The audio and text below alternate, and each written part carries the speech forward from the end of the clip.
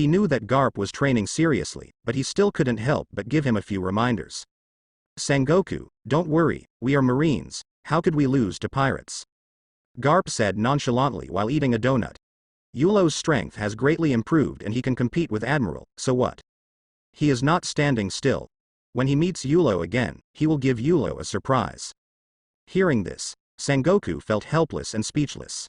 He wanted to know where Garp's optimism came from. You can say that Marine will not lose to the pirates, but Marine has been losing one after another recently.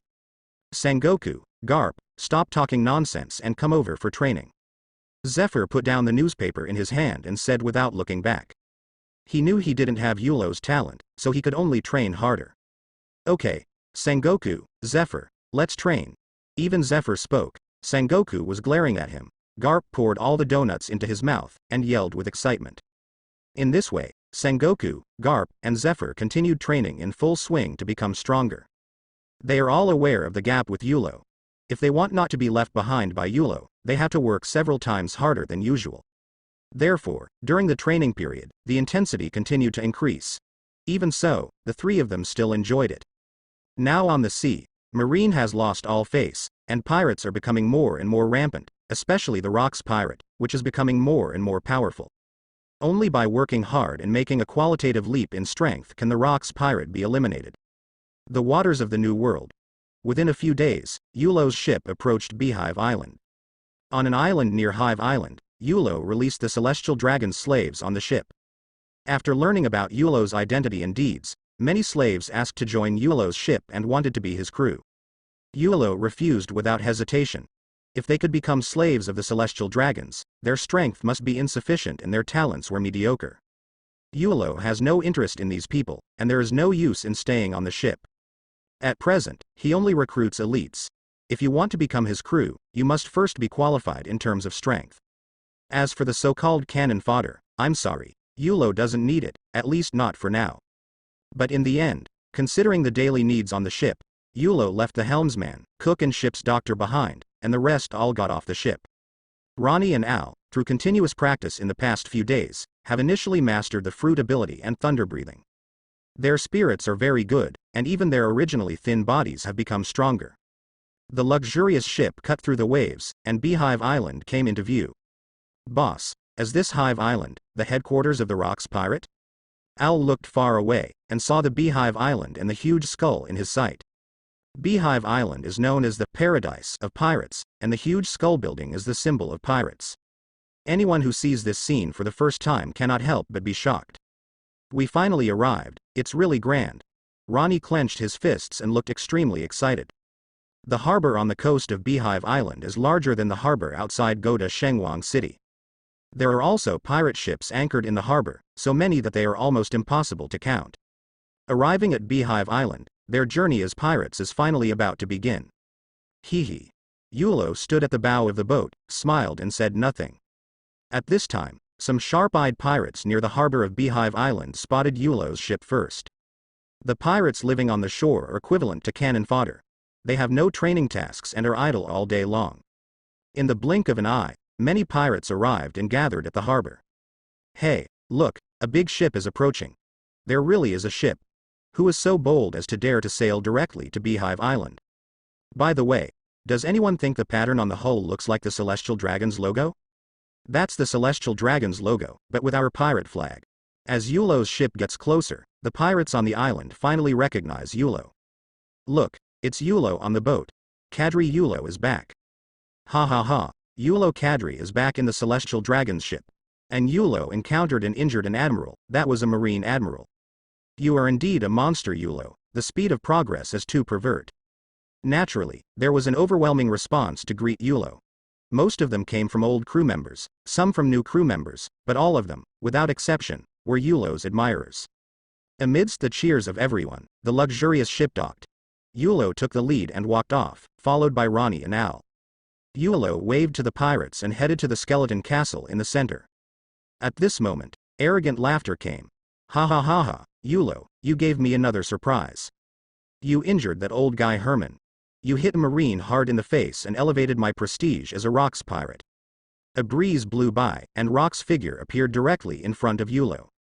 For this secret mission, Rox wanted to just kill the celestial dragons. This was his purpose.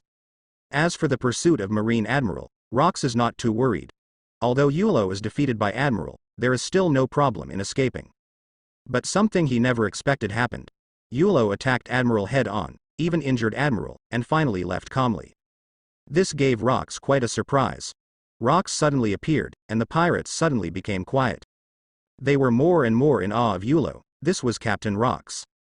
Among the cadres who returned from overseas, Yulo was the first person to be personally greeted by Rox. "Hey, Captain Rox, I was almost exhausted too," Yulo said jokingly with a smile on his face. In fact, he felt awe-inspiring in his heart and couldn't help but be shocked. When Rox appeared, he didn't even see him clearly. The speed is so fast, much faster than Herman. "Gu la la la, boy Yulo, haven't you made a lot of progress this time out?" In the distance, Newgate appeared and came to Rox's side. He laughed and looked at Yulo appreciatively. "Gia ha ha ha, Yulo boy. I guess you didn't know that your bounty has been increased to 2 billion. Immediately afterwards, Golden Lion Shaki slowly fell from the sky and handed a bounty ticket in his hand to Yulo. "Huh? 2 billion?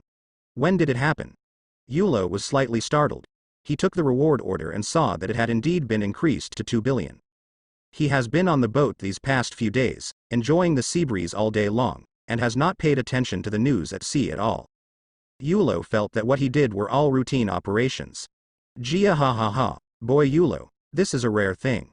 Golden Lion Shaki looked helpless and said angrily. Seeing Yulo's calm look, Shaki couldn't help but feel a little sad. If it were Shaki, the increase in bounty would make him excited. On the other hand, Yulo was calm and composed, without any emotional fluctuations. If there is really no comparison, there will be no harm. In fact, Yulo had already guessed that the bounty was going to be increased. What he did, like pressing Marine's face to the ground and rubbing it, it would be unreasonable for the bounty to go up. "Gu la la la, boy Yulo, that's what Marine is like. If you can't catch him, there will be a reward."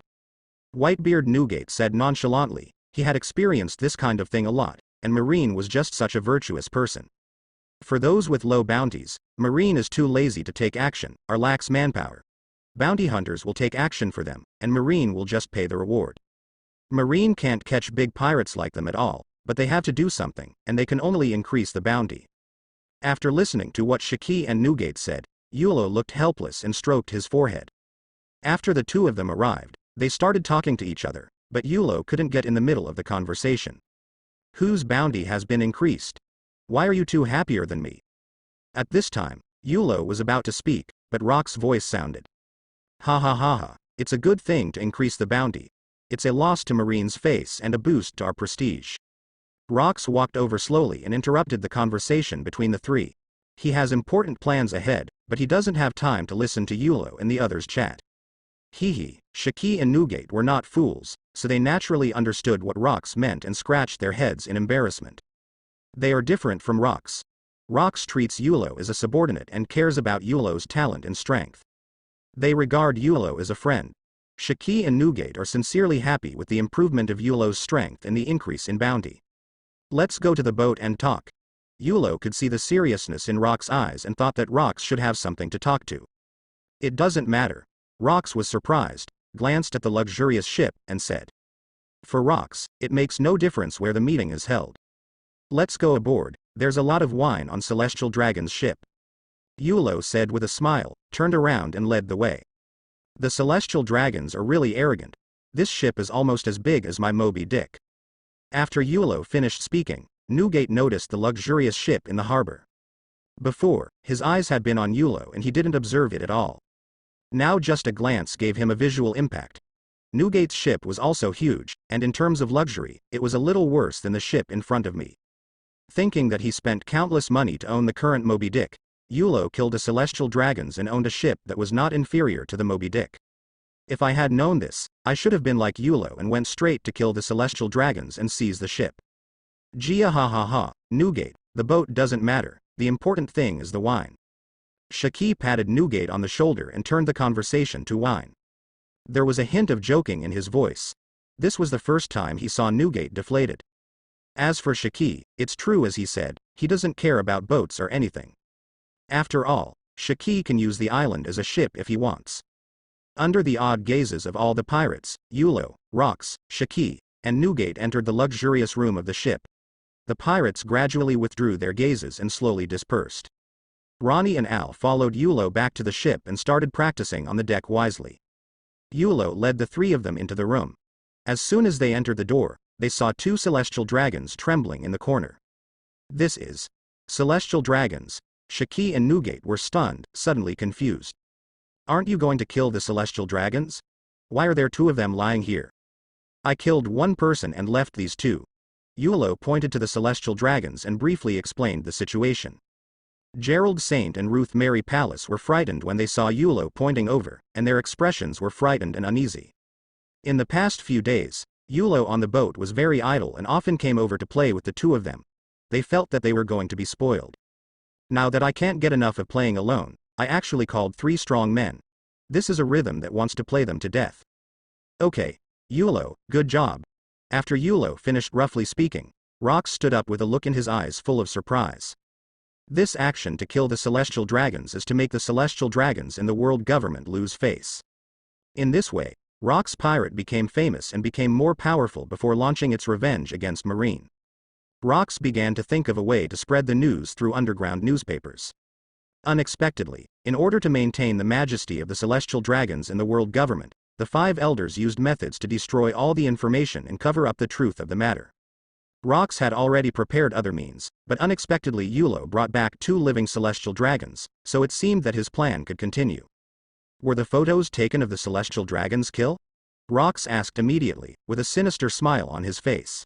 The 5 old men are deliberately covering up the truth. The harder you try to cover it up, the more I will spread it. As soon as these words came out, Shiki and Newgate suddenly realized. They both knew the truth about this matter. When Rox asked this question, it was obvious what he wanted to do. Of course, I have the photos of people being decapitated, kneeling down to beg for mercy, and being used as mounts. Yulo took out his camera phone and smiled softly. However, what Yulo said next made the 3 of them unexpected. But I don't think these are needed. Yulo smiled mysteriously. Huh. No need? Shiki and Newgate looked stunned, but Rox looked quite interested after hearing this. Although Yulo knew he had a plan, he never told the specific details. Maybe Yulo can think of a more effective plan. With these 2 living celestial dragons, there is no need for them. Compared to the truth that 5 elders tried so hard to cover up, these 2 celestial dragons can undoubtedly bring a more explosive effect. The corners of Yulo's mouth curled up slightly, and he looked directly at Rox. More explosive effects. Rox held his chin up, eyes shining, and pondered slightly. As Yulo said, bringing more explosive effects is also part of his plan. But how could these 2 celestial dragons in front of them cause an unprecedented sensation in the sea? If you ask me, just kill him. Shiki thought for a long time, but couldn't think of anything. He figured what else the celestial dragons could do except get killed. If he were killed, it wouldn't necessarily have a more violent response than the photo Yulo mentioned. Newgate frowned and thought repeatedly. Yes, just kill. Rox heard Shiki and Newgate's words one after another, and suddenly an idea came to his mind. Shiki and Newgate were stunned. They worked on it for a long time. It was so simple. Isn't this what they just said?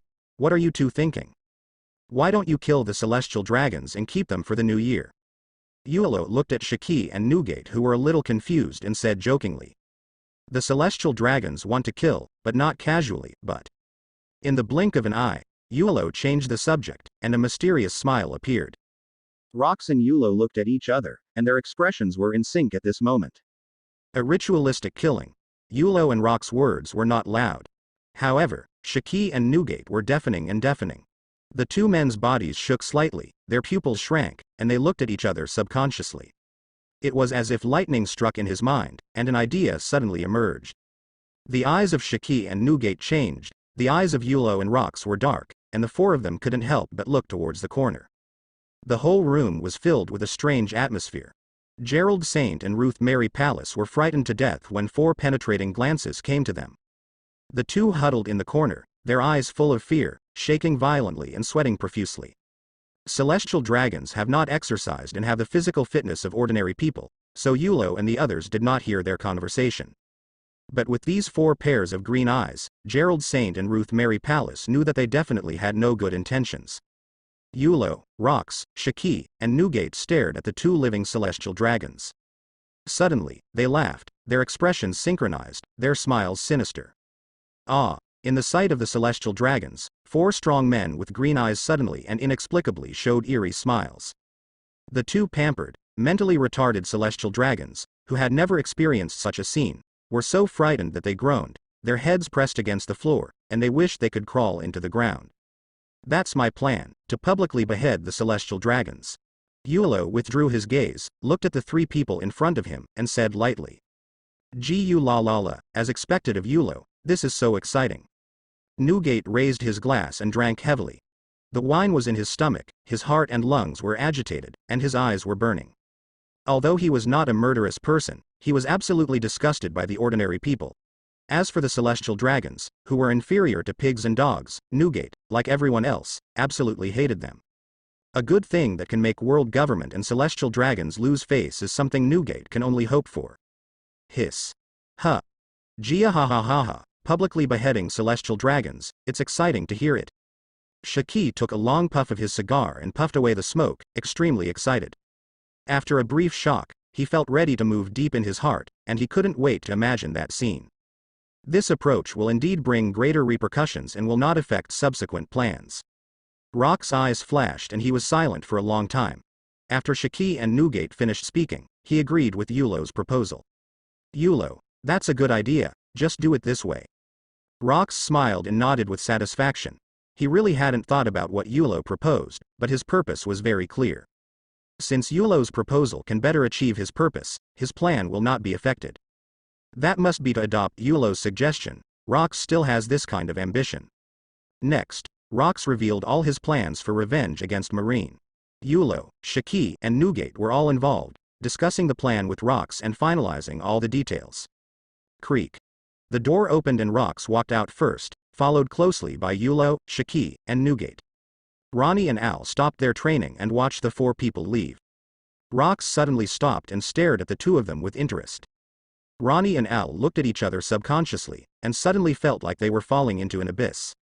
Ha ha ha ha, the newcomer is good and worth training. But Rox immediately retracted his gaze, laughed and got off the boat. Huh. A terrifying sense of oppression, just the look in my eyes is so terrifying. Ronnie and Al were relieved, breathing heavily. Gee la la la, look at each other with Captain Rox, you two boys are still far behind. Newgate laughed, feeling quite cheerful, and gave a reminder. Yulo nodded secretly on the side. After all, Ronnie and Al had just started. Letting them feel the pressure of a strong person would be a good thing for their future training. However, what Yulo didn't expect was that the stress response the two showed under Rock's pressure was a little better than he expected. In fact, this is indeed the case. The strength of Rox is not only its powerful combat power, but also the momentum that can escape with him. In the entire Rox pirate, except for a group of cadres, no one could stand in the face of Rox. The reason why Ronnie and Al didn't faint was because they had Conqueror's Haki and Rox deliberately controlled it. After Rox left, he immediately recalled the cadres who were practicing outside. 3 days later, the cadres rushed back one after another. Below the skeleton castle, in the vast open space, this is where gatherings are held on weekdays. At this time, in the square, in Rox Pirate, all the crew members gathered here. For such a big battle, all the crew members are here. With such a massive move, something big must have happened. Are you going to conquer the franchised countries? Whether it was the captain or the crew, this was the first time they encountered such a battle, and various speculations arose among the crowd. The pirates were whispering and discussing among themselves. The whole group meeting had not even started yet, but they were already extremely excited. On the steps in front of the skeleton castle, Captain Rox was the leader, and other officials stood on both sides. Although Ochaku, John, Silver Axe and others among the cadres knew that something big was being announced, they did not know about it. Except for Yulo, Shiki, and Newgate, the rest of the cadres stood there with serious expressions, but in fact they were full of doubts in their hearts. They were instructed by Rox to train on an island outside, but only a few days later, they were recalled urgently. As soon as they returned to Beehive Island, a group meeting was held, the reason for which was not yet known. Ahem, be quiet. When the whole group arrived, Rox took a step forward and signaled softly. As soon as the words fell, the sound suddenly stopped, the pirates shut up one after another, and the place became quiet. In their hearts, Rocks is extremely majestic, and no one dares to disobey Rocks in public. All the pirates stood upright, with serious expressions and solemn eyes, staring at the row of figures on the high platform. Without further ado, this whole group meeting will announce a major action. The corners of Rock's mouth curled up slightly, and the reaction of everyone in the audience made him feel extremely majestic. As you have all seen in the past few days, Yulo Cadres captured the Celestial Dragon's ship, and there were 2 Celestial Dragons on the ship, living Celestial Dragons. Those Celestial Dragons who live in Marie Joys and consider themselves the nobility of the world. As soon as these words came out, the pirates in the audience were instantly shocked and their faces were full of shock. Countless pirates wanted to scream out, but were forced to hold back their words due to Rock's majesty. On the high platform, Silver Axe and others were also shocked. No wonder the whole group meeting was called. It turned out to be related to Celestial Dragons. And, these are 2 living Celestial Dragons. Although they hate Celestial Dragons, they want to kill them quickly. But in fact, the Celestial Dragons live in Marie Joys. They claim to be world nobles and basically disdain to go out. Rock's pirate cadres can't be branded as Marie Joys. They are all people with a bounty on Marine's head. As long as they get close to Marie Joys, they will be stopped by Marine. What's more, although the cadres are strong, they are not that strong. Even if Celestial Dragons occasionally travels, they are protected by CP0 guards and Marines. If they are really in danger, Marine Admiral will come to the rescue. This results in pirates on the sea having very few opportunities to come into contact with Celestial Dragons.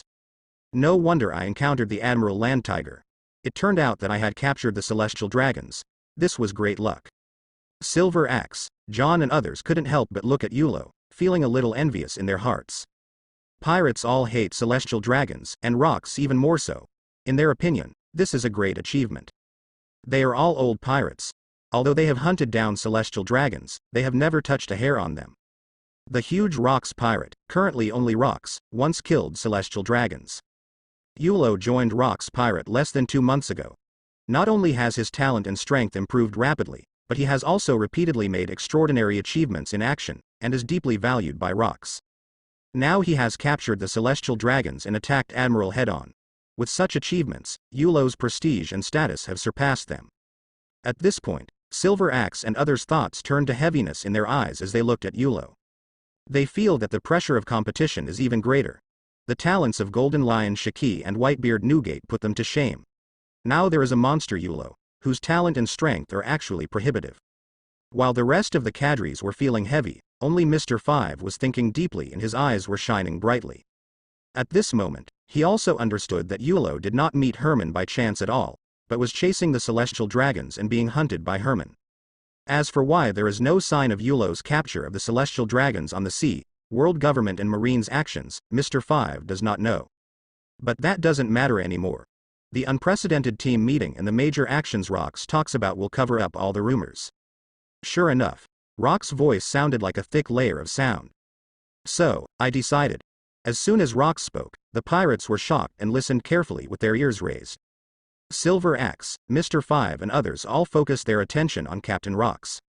When Yulo saw their reactions, the corners of his mouth curled up slightly. He was eager to know now, but he would be shocked later. Public beheading of Celestial Dragons. Rocks suddenly pulled out his long knife and shouted loudly to the sky. A deafening sound swept through the entire Beehive Island, and these 7 words were deafening, echoing in the ears of all the pirates. Silver Axe, Mr. 5 and other cadres' pupils shrank, which shocked them to the core. Publicly beheading Celestial Dragons is equivalent to declaring war on the world government. They had just guessed that given Rock's character, these 2 Celestial Dragons would not survive. What I didn't expect was that Rocks would be beheaded in public. He was truly a lunatic. The pirates in the audience were slightly startled, and immediately exploded after being shocked for a moment. Is this to kill the Celestial Dragons, or behead them in public? It's so exciting, I'm so excited, I can't wait. If the beheading is public, the world government and Marine will definitely not stand idly by. Damn, brother, you are afraid of a ball, we are the strongest pirate group. The pirates' faces were red and their ears were red, they were jumping with excitement, and they were talking fiercely one after another. Don't underestimate them just because they are crew members. This is only within Rock's pirate. Compared with other pirate groups in New World, these can be regarded as the mainstay. World government and Marine, Maybe other pirate groups are afraid. Maybe they were afraid in the past when they were alone. But after joining Rock's Pirate, all missions, large and small, involve dealing with Marine. Once they have seen the power of Rock's Pirate, they are no longer afraid of world government and Marine. On the high platform, a confident smile appeared on Rock's serious face as the corners of his mouth turned up. His observation Haki, who was always paying attention to the pirates, heard that the celestial dragons were to be publicly beheaded. They all became excited and impatient, and no one felt timid and wanted to back down. When Rox recruits crew members, the conditions are very stringent. They must have killed Marines, followed by people with strong strength or good potential. Only those who have been personally intimidated by Rox can become official crew members. Therefore, these pirates are all desperados. Since they have killed Marine, they no longer take Marine seriously. An unprecedented level of confidence was born deep within Rox. This is Rox Pirate, fearless of the world government and Marine. The most important thing is that wherever his sword points, the crew will rush to it. This is the majesty of Rox. On the contrary, Silver Axe, Mr. Five and other cadres were shocked and worried at the same time. Of course they are not afraid. The crew members in the audience are not afraid, let alone the powerful cadres. It's just that they are in different positions, and what they see and think about are different. They can sit in the position of cadres. In addition to being powerful, they also have outstanding vision. The public beheading of celestial dragons seemed new and exciting to those below. Silver Axe and others also hate celestial dragons, and they have to admit that this is really satisfying. But doing so would be a slap in the face of the world government, beheading the world's noble celestial dragons, and insulting the prestige of the celestial dragons. When it comes to the celestial dragons, the world government is not careless. This can be seen from the fact that after Yuelo captured the celestial dragons and defeated the Admiral Tiger, the news only mentioned that the Admiral was defeated, but there was no capture of the celestial dragons. When the time comes, the world government will be furious, and the Marines may come out in force. Although the Rox pirates are not afraid, they will pay a heavy price. Silver Axe, John, Ochaku, Mr. Five and others, their eyes flickered, looking at each other one after another, thoughts flowing in their hearts. They each have their own ideas and do not speak out about this action. On the surface, they have no objections, but in fact they are resisting it in their hearts. Within Rox Pirate, Rox is very majestic and the absolute leader. When Rox speaks at the plenary meeting, it is equivalent to the matter being finalized. Even if the cadres have opinions, they can't change the outcome. What's more, questioning Rox's decision-making in front of the entire crew is simply asking for death. Not even a cadre can offend Rox's pressure. Yuelo had been paying attention to these cadres from the corner of his eye, and naturally noticed their uncertain gazes. Sure enough, the cadres were divided and had their own agendas. It was not as reliable as a group of crew members who were united and reliable. The disbandment of Rox Pirate was also expected. Ahem, Lil ones, please be patient. Seeing that the pirates were almost done talking, Rox raised his hands and pressed them down, coughing lightly. Suddenly, the square became quiet, and all the crew members focused their attention on the high platform. This is the most significant operation we at Rox Pirate have ever undertaken. Each fleet is responsible for different tasks. I will hand over the tasks to the cadres later. I hope you will prepare well and make sure nothing goes wrong. Rox glanced at the audience and shouted loudly, pausing here. The pirates couldn't help but clench their fists, excitement overflowing from the surface. In 7 days, public beheading of the celestial dragons. As Rox's voice fell, a surge of murderous intent burst out, directly penetrating the clouds before dissipating. This shocking scene seems to foreshadow the beheading of celestial dragons. In an instant, the pirates in the audience went completely crazy. Wow, haha, this is so exciting. Kill the shitty celestial dragons. After Rox finished speaking, the square became a mess. The whole group is preparing for battle. The whole team is ready for battle. The whole team is ready for battle. I don't know which of the second-tier pirates screamed at the top of his voice, and all the pirates geared up, raised their weapons, and resonated in unison with enthusiasm. Under the sky and above the sea, the cold light of Honeycomb Island flickered, and the pirates' fighting spirit emerged. The more fearless they are, the happier Rox is. Let's go to the conference hall. Rox smiled with satisfaction, turned around and walked into the skeleton castle. Yuelo and other cadres followed closely and took their seats one by one in front of the large conference table. The mobilization for this operation has been completed, and now comes your specific tasks. Rox crossed his arms and said seriously. Everyone did not interrupt and listened quietly. they could see that this action was inevitable. Yulo, Shiki, and Newgate, who knew the plan in advance, were no different from the others, and their expressions did not change at all.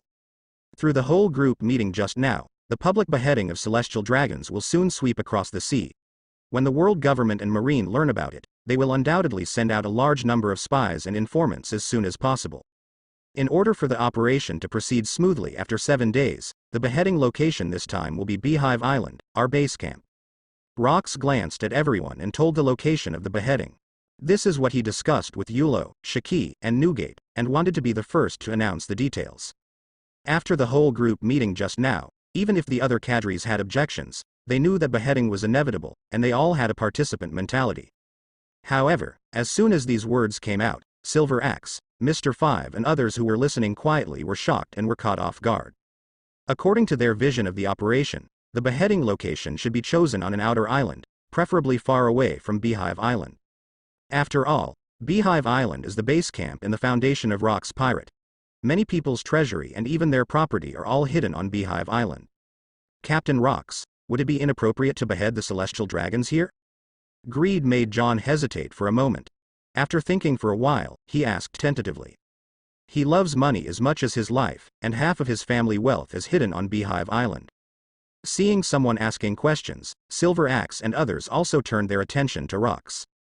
Just as John asked, they also felt it was inappropriate. This is their base camp after all, and if they fight Marine, they must not burn the Hive Island to the ground. In that case, even if the operation is successful, Honeycomb Island will be destroyed, which is not worth it no matter how much you think about it. Haha, don't worry, I know what you are thinking.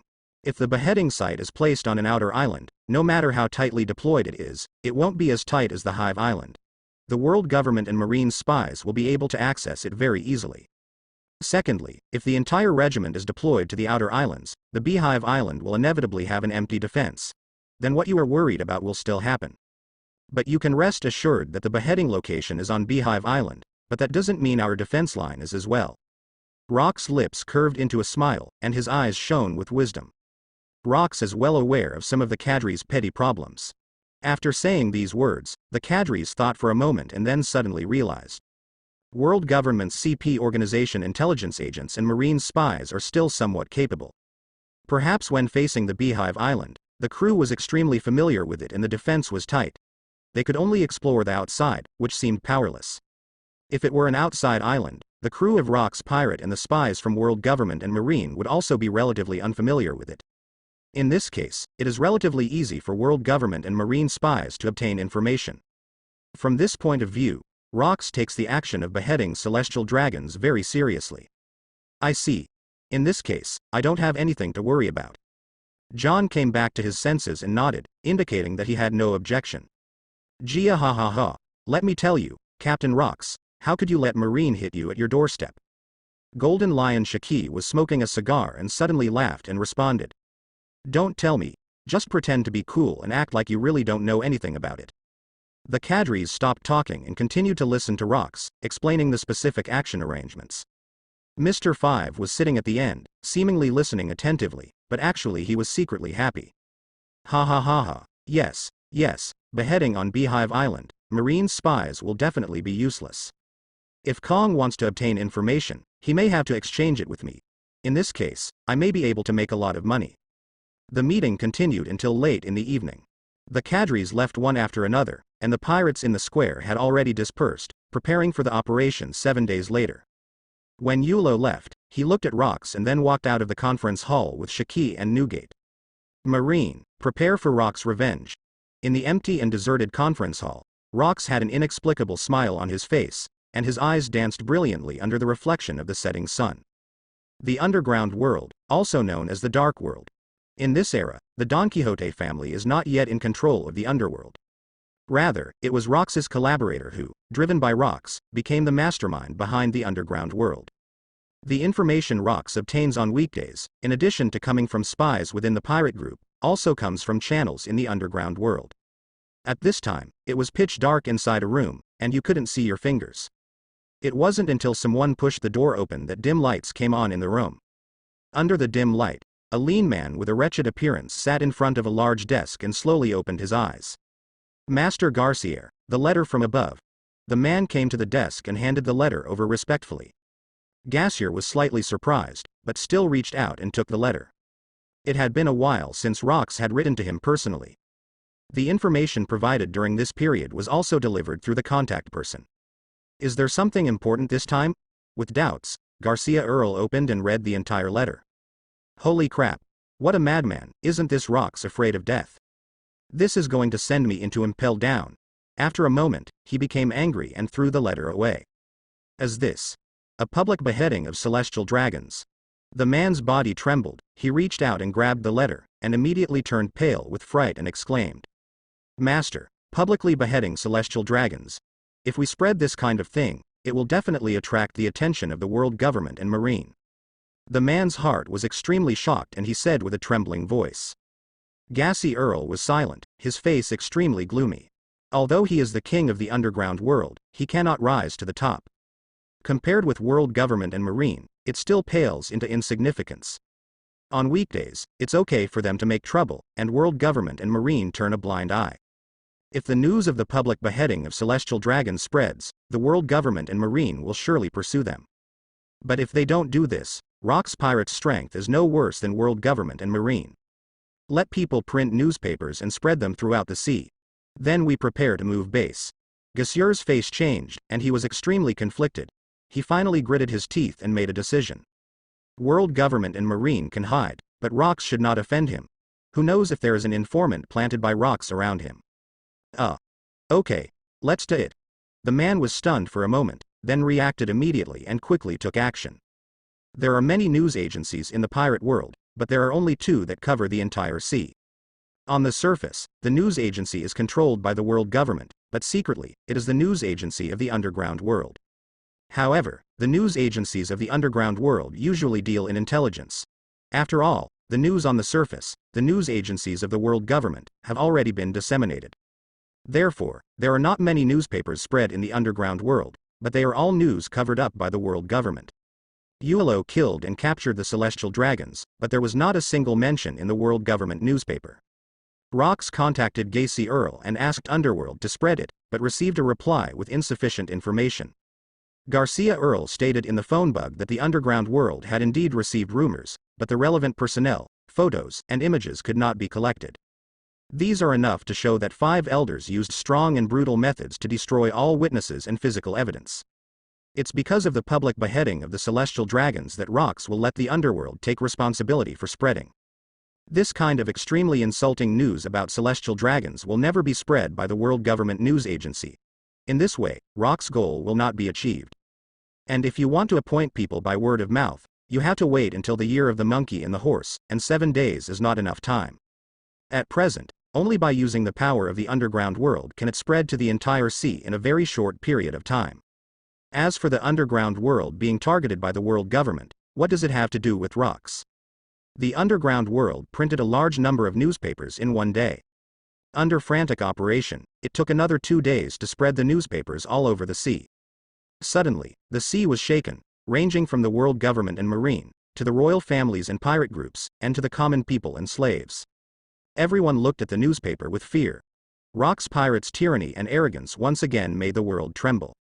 World government, Marie Joyce. The endless palace complex used to be peaceful and peaceful. Boom. At this time, there was a deafening sound, and the huge building in the center collapsed. The billowing smoke and dust rose up, forming a mushroom cloud, as if a big explosion had occurred. It really makes me angry. Damn Rox, who is he? How dare he? A furious voice came, carrying boundless murderous intent, and dispersed the mushroom cloud. An old man with blonde hair in a crimson suit, his fists covered with armament hockey, exuding murderous aura. At this moment, he was furious, glaring and gnashing his teeth. The endless anger in his heart had nowhere to vent, and he roared in anger and destroyed the entire palace at the same time. In his left hand, he clutched a newspaper with the words, "Public Beheading of Celestial Dragons," clearly printed on it, as well as photos of 2 living celestial dragons. This newspaper was particularly dazzling in the eyes of the old man. His eyes were like sharp thorns, staring at the 3 words Rox.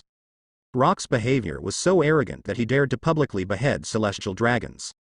Yuelo had killed the celestial dragons before, but they hadn't settled the matter with Rox yet.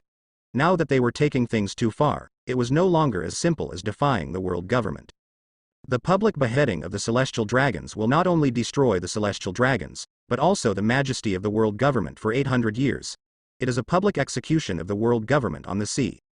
In the past 800 years, this is the most embarrassing incident that the world government has encountered. Thinking of this, the old man's anger became uncontrollable. Rocks, ah. The old man gritted his teeth, his face turned red, his hair stood on end, and he let out a deep roar, and the newspaper was shattered into pieces. He clenched his black fists, and murderous aura surged crazily throughout his body. Okay, calm down. You have destroyed the palace, what else do you want? Two figures flashed past and appeared on both sides of the old man. Their thick and powerful palms placed on the old man's shoulders and pressed down hard. The majestic power blocked the old man's armament hockey, and the murderous aura on his body slowly dissipated. Just when the old man calmed down, two figures appeared on the ruins. When will you change your irritable temper? The old man in white robe on the left retracted his palm. He understood the blonde old man's character, and there was no blame in his tone. Just this nice palace was destroyed in his rage, and the four of them teleported out in a hurry. Snort. The blonde old man snorted angrily and walked away. A moment later, in another palace, in a conference hall. The five elders sat around the circular conference table, their faces gloomy as water, and their hearts filled with anger. The Rocks Pirates' public beheading of celestial dragons is something we must handle appropriately. Otherwise, not only will the major families be unable to explain, but that adult will also blame me and others. The leader, the old man with glasses, had his thoughts flowing for a moment and said in a deep voice. The impact of this incident was extraordinary. It was the most difficult incident since he became a five elders, and he had to treat it with caution. It's true, word has spread across the ocean and everyone is paying attention to what we're doing. Our next response measures are directly related to the world government, its prestige among the participating countries and the people. The long-bearded old man sitting on the side, his eyes flashing, was the second to speak. In this case, we must choose to take action, otherwise the majesty and reputation of the world government will be severely affected, or even violently turbulent. Another old man said this, and the five people fell into silence again. They know very well that if the world government chooses not to take action, it may seriously threaten the rule of the world government. As an important part of the world government, celestial dragons are all descendants of the people who founded the world government 800 years ago. It is their duty to protect the celestial dragons. If even celestial dragons fails to save the team, the participating countries will inevitably die in despair, and the hearts of the participating countries will inevitably become unstable. But our plan has not been implemented for a long time. If we choose to take action, the plan may be delayed. At this time, the old man in white robe expressed his concerns. It is inevitable that the world government will choose to take action. It is inevitable that the plan will be delayed. Changes during the implementation period are inevitable. We have already made preparations, as long as the final result is what we want. The words of the leader, the old man with glasses, were incomprehensible, and he seemed to have already made a choice. HMPH, if you ask me, there is no need to delay, rocks can be eliminated this time. The blonde old man got angry and slammed his hands on the table. It was very obvious that he was mentally inferior to the other four. Don't underestimate rocks. If he was so easy to deal with, he would have been destroyed by Marine long ago. It still takes until today. Let us make sacrifices and formulate this so-called plan to deal with him. Next to the blonde old man, the old man who had never spoken a word directly spoke up. He couldn't stand it for a long time. Forget about his anger just now. He was calmly analyzing during the meeting, and you were the only one who was messing around. This rescue will not be successful. Since Rox dares to behead him publicly, he must be fully prepared. Secondly, he must have a purpose for doing this, but we don't know.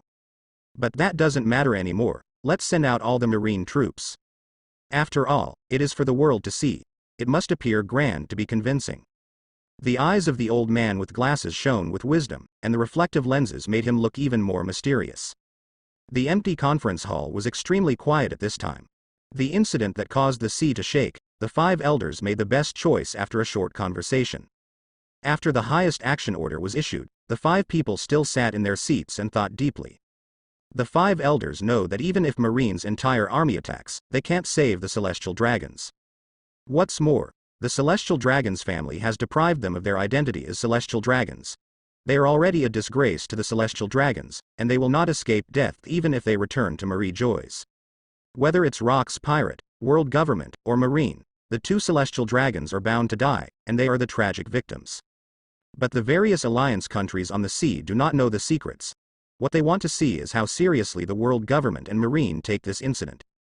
Therefore, after knowing the outcome, the world government still has to send troops to rescue, at least on the surface, so that all participating countries can stay honest.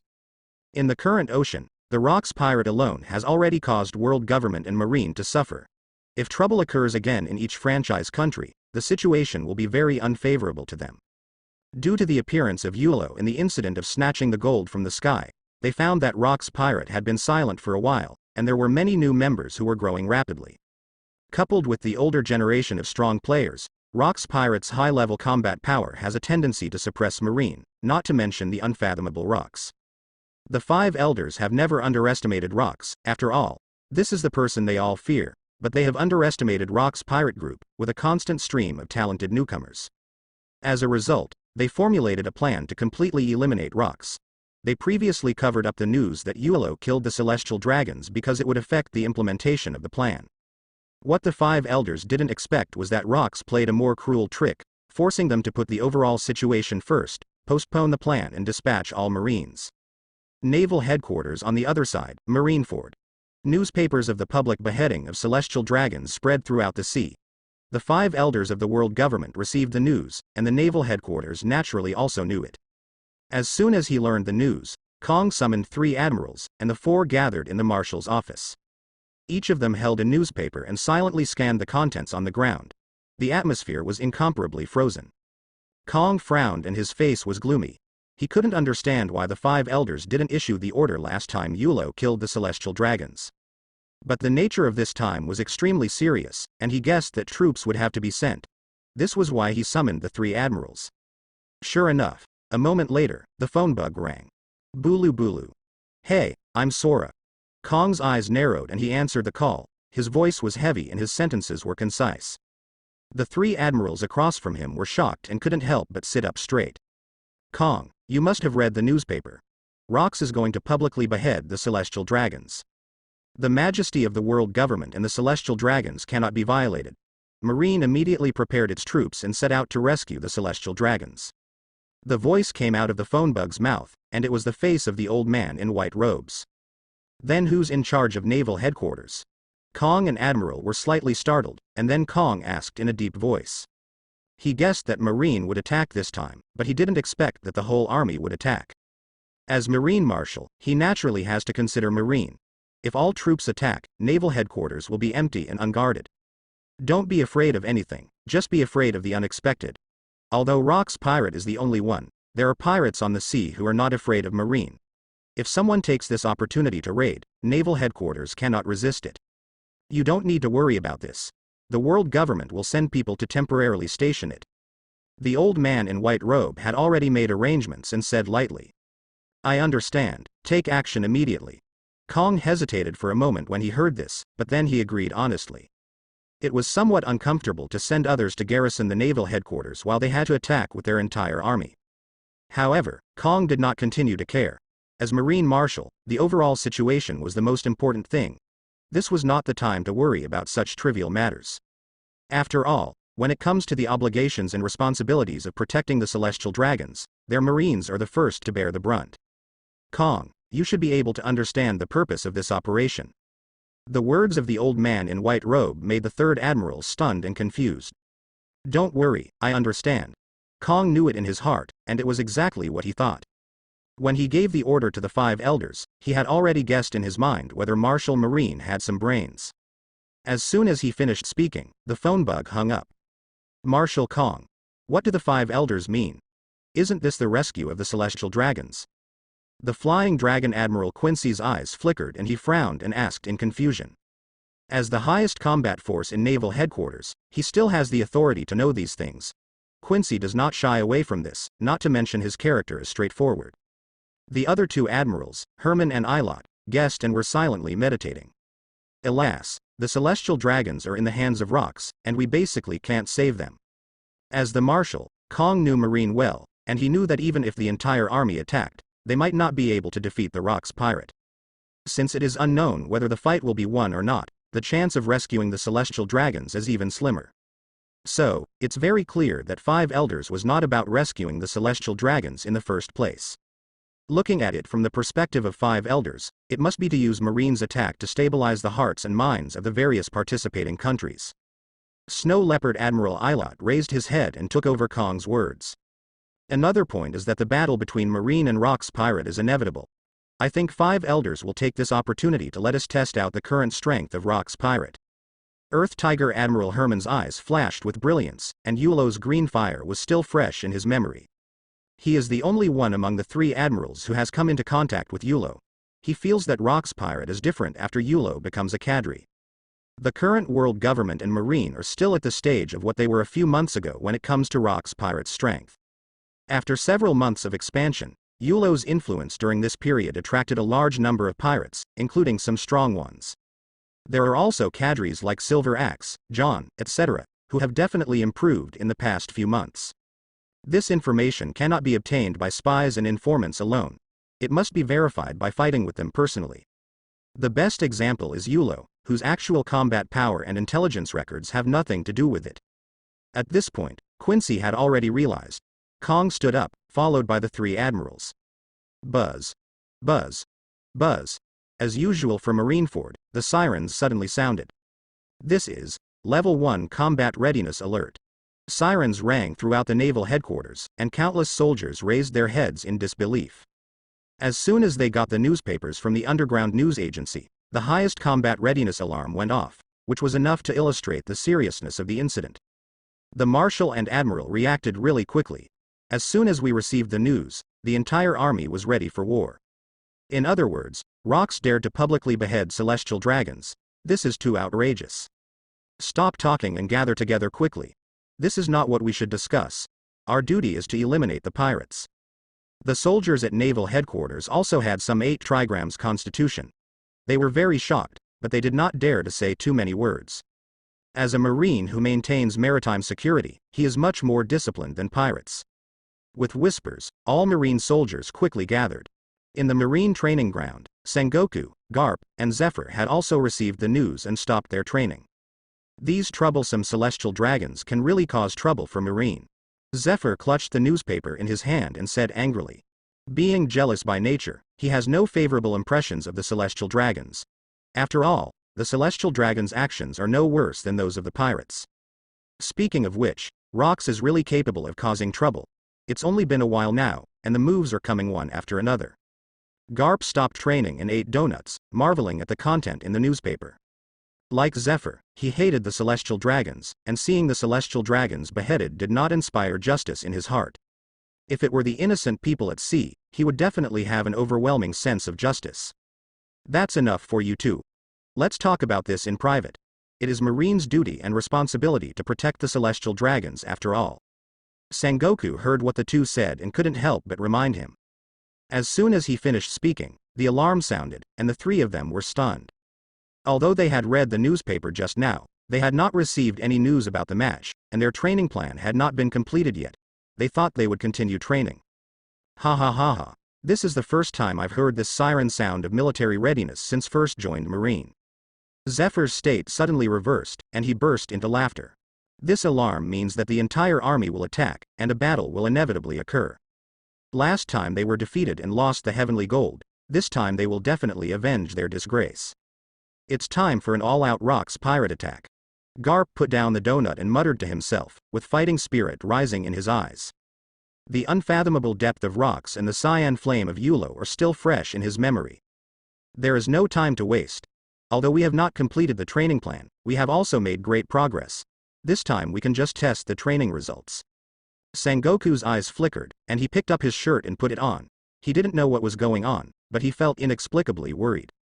But now that the situation was urgent, he couldn't let his thoughts wander, so he rushed to the meeting point with Garp and Zephyr. In front of Naval Headquarters, Crescent Bay Square.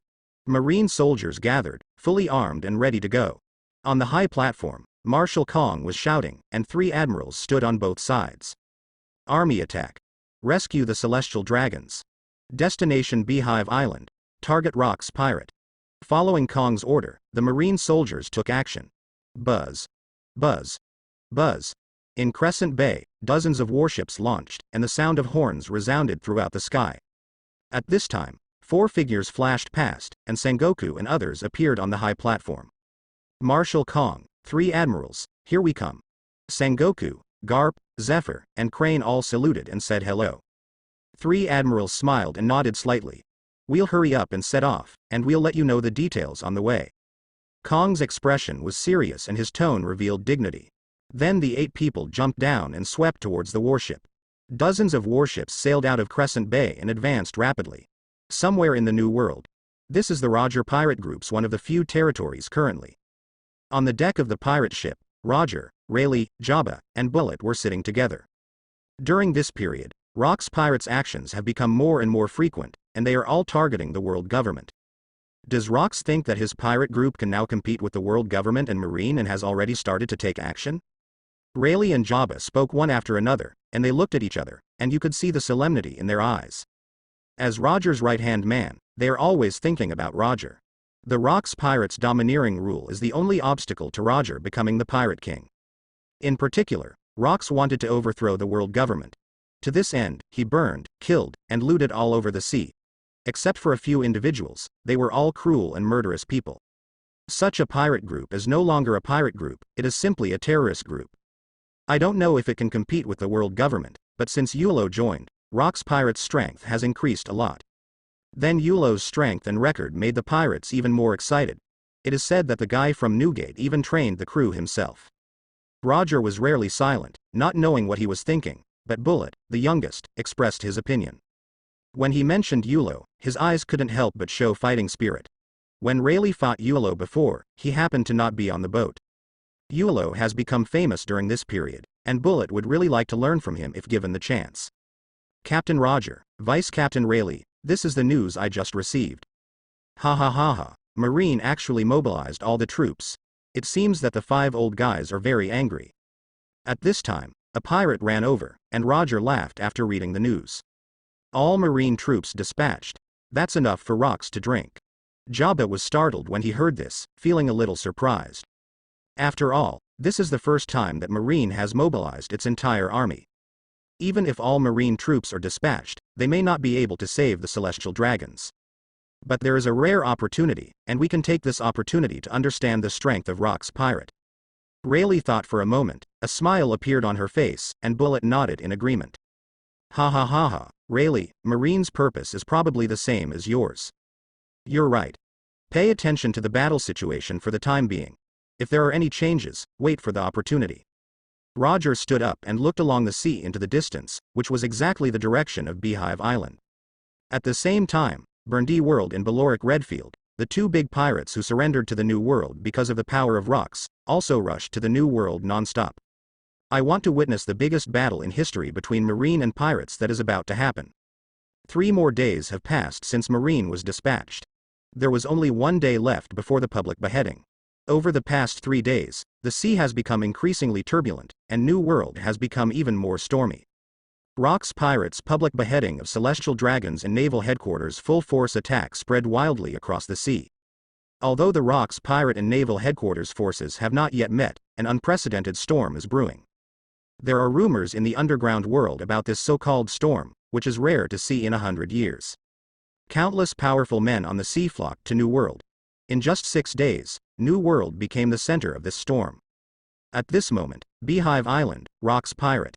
One of the parties involved in this storm is making final arrangements. I have made the final arrangements clear and we will take action immediately after the meeting. Rox, who was on the main seat, explained seriously. There are not many things that the dignified Rox can take seriously, and this plan is one of them. He is determined to win. Silver Axe, John, Mr. 5 and others also took it seriously. Facing the offensive of the entire naval headquarters army, as Rock's pirate cadres, they had to bear some responsibilities. In addition, as I said before, there will be some personnel adjustments. Every officer responsible for stationing on Beehive Island will assign me a captain and his crew. Afterwards, Rox looked calm and slowly glanced around the officials. Silver Axe and others were stunned, their eyes flickered slightly, and they immediately realized that this was the so-called personnel transfer. They thought of the arrangement just explained by Rox, with Rox, Newgate, Shiki, Yulo and Linlin, and Kaido guarding the front, while the others were stationed on the base camp Hive Island. After this deployment plan was announced, Silver Axe, John, Ochaku, Mr. 5 and others naturally had no objections. The front line is considered the first line of defense, and must face the entire Naval Headquarters army. If they fight head-on, they will suffer heavy losses. They secretly have selfish motives and do not want their own strength to be damaged. Now that such a good thing has happened to them, they don't have to face the pressure of the front line, they only need to guard the Beehive Island well, which they can only dream of. Secondly, Rock's pirate, after this period of development, they know that their strength is not as good as Shiki and Yulo, and their potential is not as good as Linlin and Kaido. In this case, how could Rox personally lead them and guard the most important first line of defense? Aha! In the flash of lightning, their thoughts were flowing, and they nodded in agreement. A mere captain and his crew are nothing to them. Compared with the cost of defending on the first line of defense and facing the entire Naval Headquarters army, these are not worth mentioning. What's more, although Rox and others are extremely powerful, it is still a bit too reluctant to have a full-scale confrontation with Naval Headquarters. Looking at it this way, they are stationed on Beehive Island and have a large crew. It is reasonable to allocate a small team to Rox for assistance. After all, compared to the two, Rox's side requires a large number of crew members. Rox sat on the main seat, with his hands crossed and resting on his chin, his eyes shining brightly. After a while, the meeting ended and the cadres left and began to deploy. Silver Axe, John, Ochaku and others, after returning to the ship, began to hand over the mission. The officer, Mr. 5, had a serious look on his face all the way. He returned to the boat and entered the room, and never came out again. After a while, Mr. 5, a captain on the boat, walked in casually holding a wine bottle. "Captain, here I come." After entering the door, the man put down the wine bottle and sat opposite Mr. 5. Mr. 5 opened his mouth and told him what Rox said. "Captain, what do you mean? Let me follow Rox for now." After hearing this, the man thought for a moment and asked. Mr. 5 told him this, not just for him to listen to, he knew it well. "That's right. If you follow Rox, if anything happens, you can report to me in time." The corners of Mr. 5's lips curled up, seeming to be very satisfied with this decision.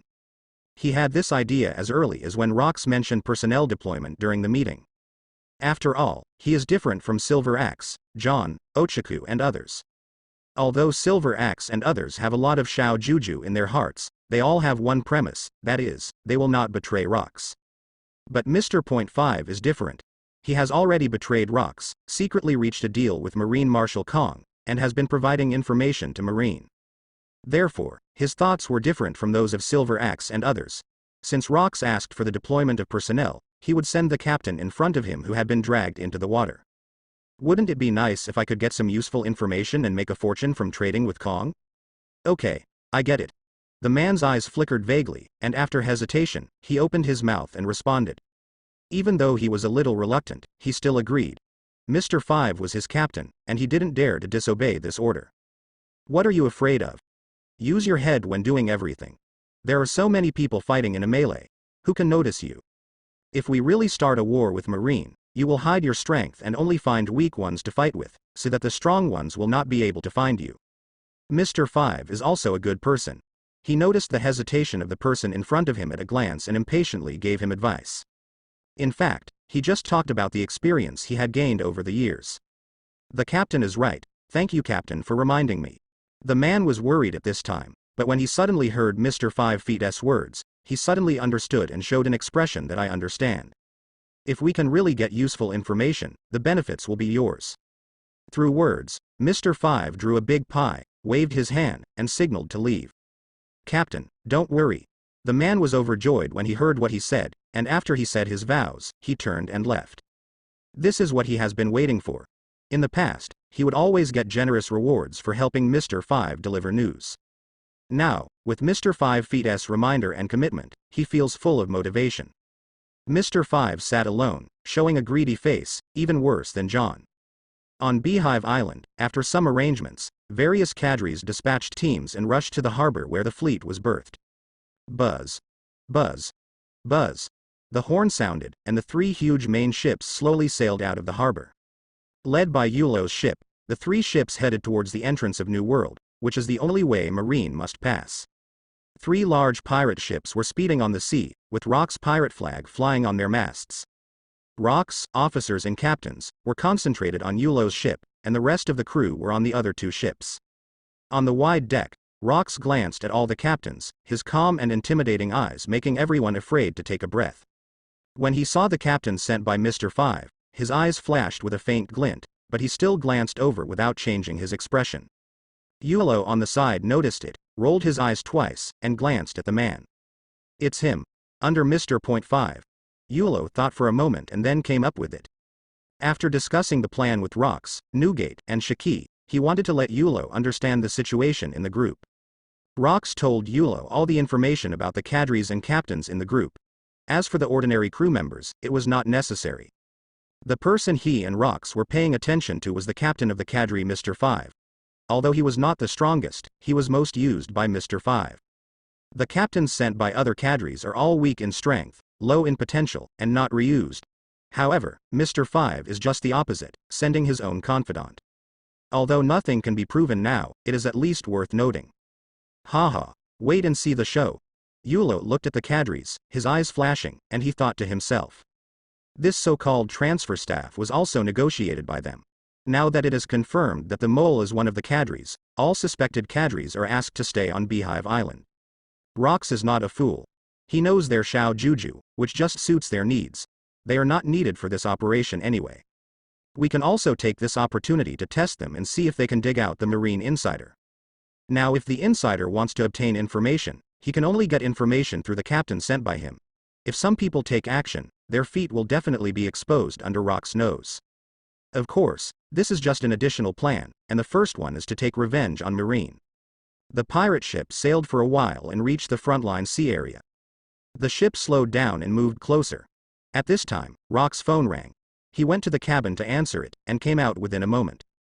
As Rox walked, he nodded to Yulo, Shiki, and Newgate without leaving any trace. The real action is about to begin. Yulo, Shiki, and Newgate all understood, and their fighting spirit rose in their hearts. Linlin and Kaido were confused, but they didn't show anything. The people on the other two ships are waiting for orders. Let's explore the sea ahead first. Rox looked around and shouted to him. Yes, Captain. People on the boats on both sides responded and began to prepare their weapons. Yulo's boat continued to move forward, and soon the hull behind it disappeared from sight. All the captains had doubts in their hearts, and the ship's speed became faster and faster, heading towards the edge of the New World. Didn't you say we should explore it? This distance is too far. The captain under Mr. 5 noticed the problem at this time and muttered to himself. But Rox didn't say anything, he could only observe silently. Shiki, Yulo, let's start. At this time, Rox spoke, looking at Yulo and Shiki with a chuckle. Gia ha ha ha, I can't wait for a long time. Shiki was so excited that while laughing, the entire hull floated, and soon it reached high altitude, much faster than at sea. What's going on? Why is the ship flying? Idiot, this is Shiki-sama's ability. When the captains saw this, they couldn't help being a little surprised and started talking. Look at me.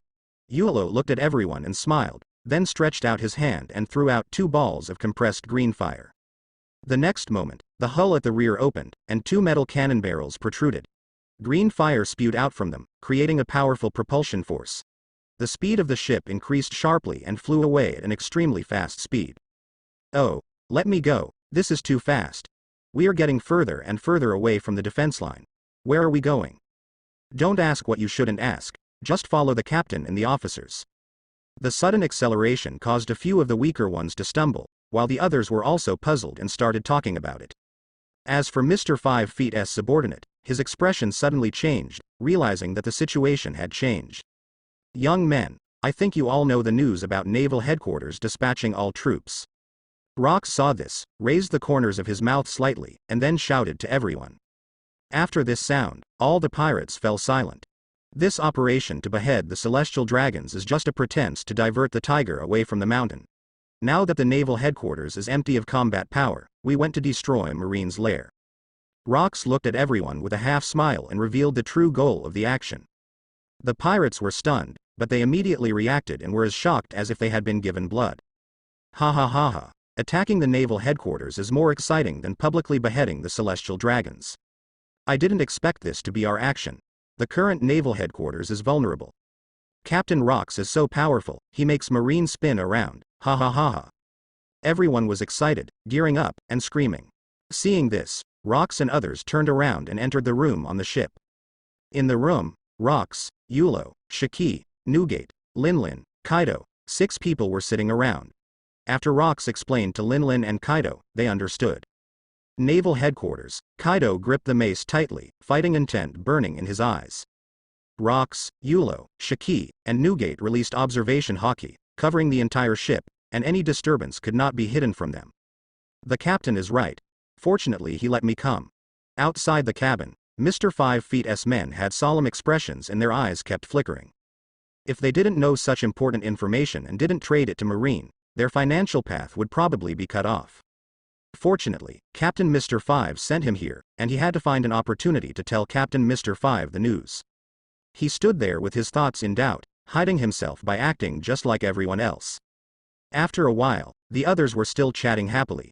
Seeing that no one noticed him, he quietly slipped to the corner of the stern of the boat as if nothing had happened. Then he looked around, carefully took out a phone bug, and made a call quietly. Bulu Bulu. What happened? The phone dialed, and a soft voice rang out. Mr. Captain 5, it's like this. The man squatted down facing the board and spoke softly. At this time, in the room, the corners of Yulo's mouth curled up. Rox, Newgate, and Shiki also laughed. The second half of the Grand Line, New World waters. Dozens of steel behemoths were advancing on the sea like a torrent. Wherever they passed, the pirates retreated. A huge main ship was guarded in the center, with Kong, 3 admirals, and Sengoku, Garp, Zephyr, and Crane standing on it. According to the current speed, we can reach Beehive Island in another half-day's driving. Kong's eyes were deep, looking in the direction of Honeycomb Island, the cloak of justice behind him rustling in the wind. As the supreme leader of Marine, the more this time comes, the more cautious and calm he must be. Once you encounter the Rox pirate, it will be a fierce battle, so stay alert at all times as the battle is imminent.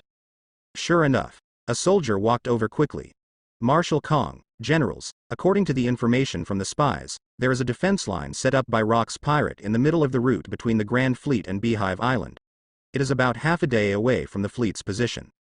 Among them, Captain Rox, Whitebeard Newgate, Golden Lion Shiki, Charlotte Linlin, Kadri Yulo, and newcomer Kaido are responsible for guarding the defense line. The rest of the cadres are stationed on Beehive Island. The soldier finished his message and hurriedly retreated. Hurry, hurry, this time we must catch that guy Yulo. Garp and Zephyr heard this and didn't think much about it. They looked at each other and geared up. Admiral Herman caressed his lower abdomen and couldn't help clenching his fists. This was a scar left by Yulo, which didn't heal until before the expedition. This Rox is so arrogant. Half the team's strength is trying to stop us. Admiral Quincy has a straightforward personality, frowning and quite angry. Their Marine Marshal Admiral is all out, but Rox defense line only has half of its cadres. Maybe they think they can compete with them with this. Such a defensive line is completely unnecessary. Why did Rox arrange it like this? Sengoku narrowed his eyes slightly and muttered to himself, feeling inexplicable worry again. The words were not loud, but everyone heard them and fell into deep thought. Especially Kong and he are even more suspicious of this. The former, as Marine Marshal, is an old rival of Rox, and the latter is also resourceful and can be regarded as Marine's think tank. Bulu Bulu. While everyone was thinking deeply, Kong's phone bug rang. He came back to his senses and his face changed slightly. This was his secret phone bug. 3 Admiral, Sengoku, he and others also looked over. Hey, I'm Sora. Kong answered the phone and said in a low tone. He didn't do much to cover up, and everyone present was a trusted person. The public beheading of the celestial dragons is fake, the surprise attack on the naval headquarters is real. Rox has already rushed to naval headquarters with the elite. With Shiki's lion fruit ability, it won't take long. Mr. 5 got straight to the point without any nonsense and hung up the phone after talking. On Beehive Island, he was as steady as an old dog, showing a proud smile. He thought that no one would find out, but he didn't know that he had already been exposed. The reason why he was not killed immediately to prevent him from secretly informing Marine was because by this time, Rox's plan had been successful. What? Kong's face changed drastically, and a look of shock appeared. 3 Admiral, Sengoku, Garp, Zephyr, and Crane were also stunned. Sengoku finally understood where his inexplicable worries came from. A plan to lure the tiger away from the mountain. The real purpose is to surprise Naval Headquarters. Naval Headquarters is currently empty of troops. If Rox really attacks, it will fall in minutes. Really worthy of being Rox, he plays with great tricks. Return immediately. Kong looked ugly and was about to shout, but was interrupted by he. Marshal Kong, is the news about this person reliable? The action was ordered by the 5 elders. Why not contact the 5 elders first? It's safer to let the people from world government investigate. Crane interrupted Kong's words and said in a deep voice with his eyelids lowered. She was not personally involved in this matter and only found out about it when she came to the warship, so he was thinking rationally at this moment. Yes, just to be on the safe side, contact the 5 elders first. The fleet slowed down and advanced slowly. Kong stopped talking and nodded after hearing what Crane said. It was indeed a bit impulsive just now, so the 5 elders should be notified of the action instructions first. What's more, according to the news from 5 elders, there are indeed 2 celestial dragons on the celestial dragon's ship that Yulo stole. He was also a little confused about the current situation. Although the information provided by Mr. 5 in the past was indeed correct, who could be sure this time? It is better to let world government's intelligence personnel confirm the authenticity of the news first. Even if Rox really calls Naval Headquarters, world government will not sit idly by. Bulu Bulu. Thinking of this and seeing that no one had any objections, Kong dialed the phone number. As for Yulo, the ship speed is propelled by dual capabilities, and the Naval Headquarters has appeared in sight. Rox, Newgate, Shiki, Yulo, Linlin, Kaido, came out of the room. Everyone looked down and could vaguely see that Crescent Harbor was empty. Children, are you ready? Rox pulled out his long knife, raised it above his head, and shouted loudly. Captain Rox, I'm just waiting for your order. Come on. Ha ha ha ha, I can't wait for a long time. All the pirates were in high spirits and excited. They were all gearing up and clashing their swords. Attacking Naval Headquarters was something they had never dared to think about before, but now it was about to happen. Thinking about it made them excited. Although the Naval Headquarters was no more empty than before, this gave everyone great confidence. At this time, 2 majestic men were sitting in the office building of Naval Headquarters. Field Marshal Lucius is not very powerful. A CP0 member in a white suit looked at the man looking around in front of him and made this comment in his heart. As expected of the Naval Headquarters, it's just more arrogant than the army. Field Marshal Lucius, wearing a green cloak, said enviously. Their army is inferior to the Marine, which is a medium-sized military organization under the world government. The only Admiral combat force is him, the Marshal. The main responsibility is to protect the Red Line. The soldiers are all local people and have basically never been to the sea. Now that I have seen Naval Headquarters, I can feel the gap. But this time there is a mission, a special deployment mission, to temporarily guard the Naval Headquarters. The person next to him was a senior member of the CP0 organization, with the combat power of an elite vice admiral. Naval Headquarters is going to fight the Rox pirate. Who doesn't have the foresight to dare to come here and act wild? After turning around a few times, Lucius muttered something and sat down lazily. Bulu Bulu. At this moment, the man in white's phone suddenly rang. He glanced at Lucius, stood up and walked outside the door, and then answered the phone. Victor, call Lucius. A majestic voice came, faintly anxious, and the face on the phone was clearly that of the old man in white robes.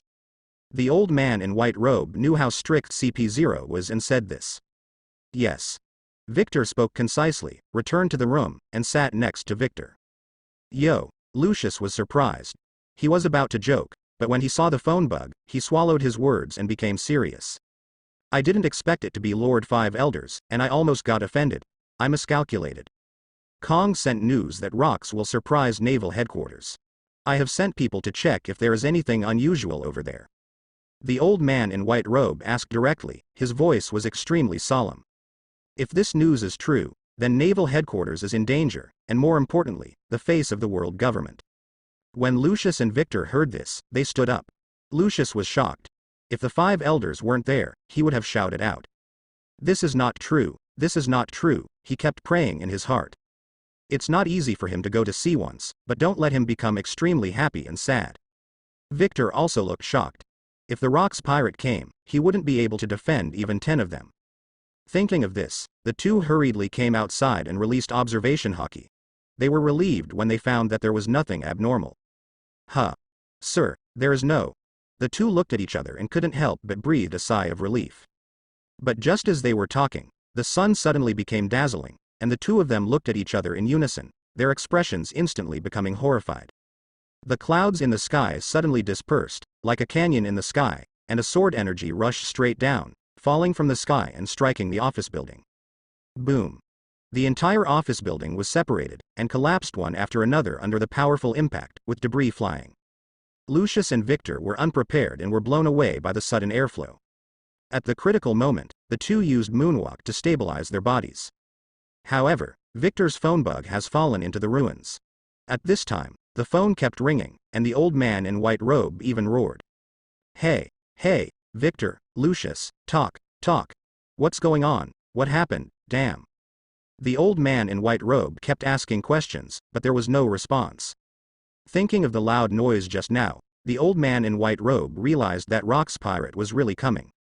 The news is correct, Rox is here.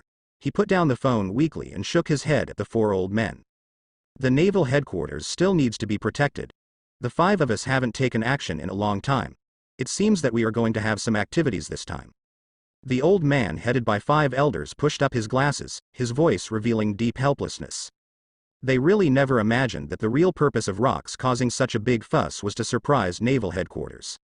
But no wonder, anyone sitting in their position would be dominated by the majesty and prestige of world government. The five of us should have taken action long ago. We must eliminate Rox this time. The grumpy old blonde man rolled up his sleeves in anger and prepared to fight. The five of them are in high positions and are usually not allowed to take action easily. Now that Marine is far away in New World, they have no choice but to take action. Rock's strength is unfathomable. With Yulo, Shaki, Newgate, etc., we can only resist them, but it's not enough to win them. The old man with a long beard looked calm and analyzed calmly. Inform Kong and ask Marine to return to defense at full speed. There is nothing to fear from the people on Beehive Island. All the real threats are here.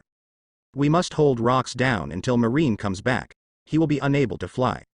In addition, gather members of the CP organization and the troops from the Ministry of Science and rush to the naval headquarters at full speed.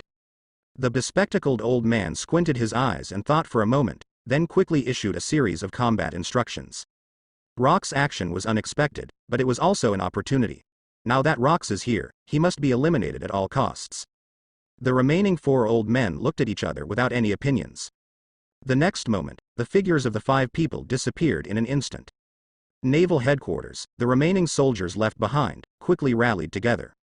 Something is falling from the sky. The soldiers who were waiting for him shouted in fright.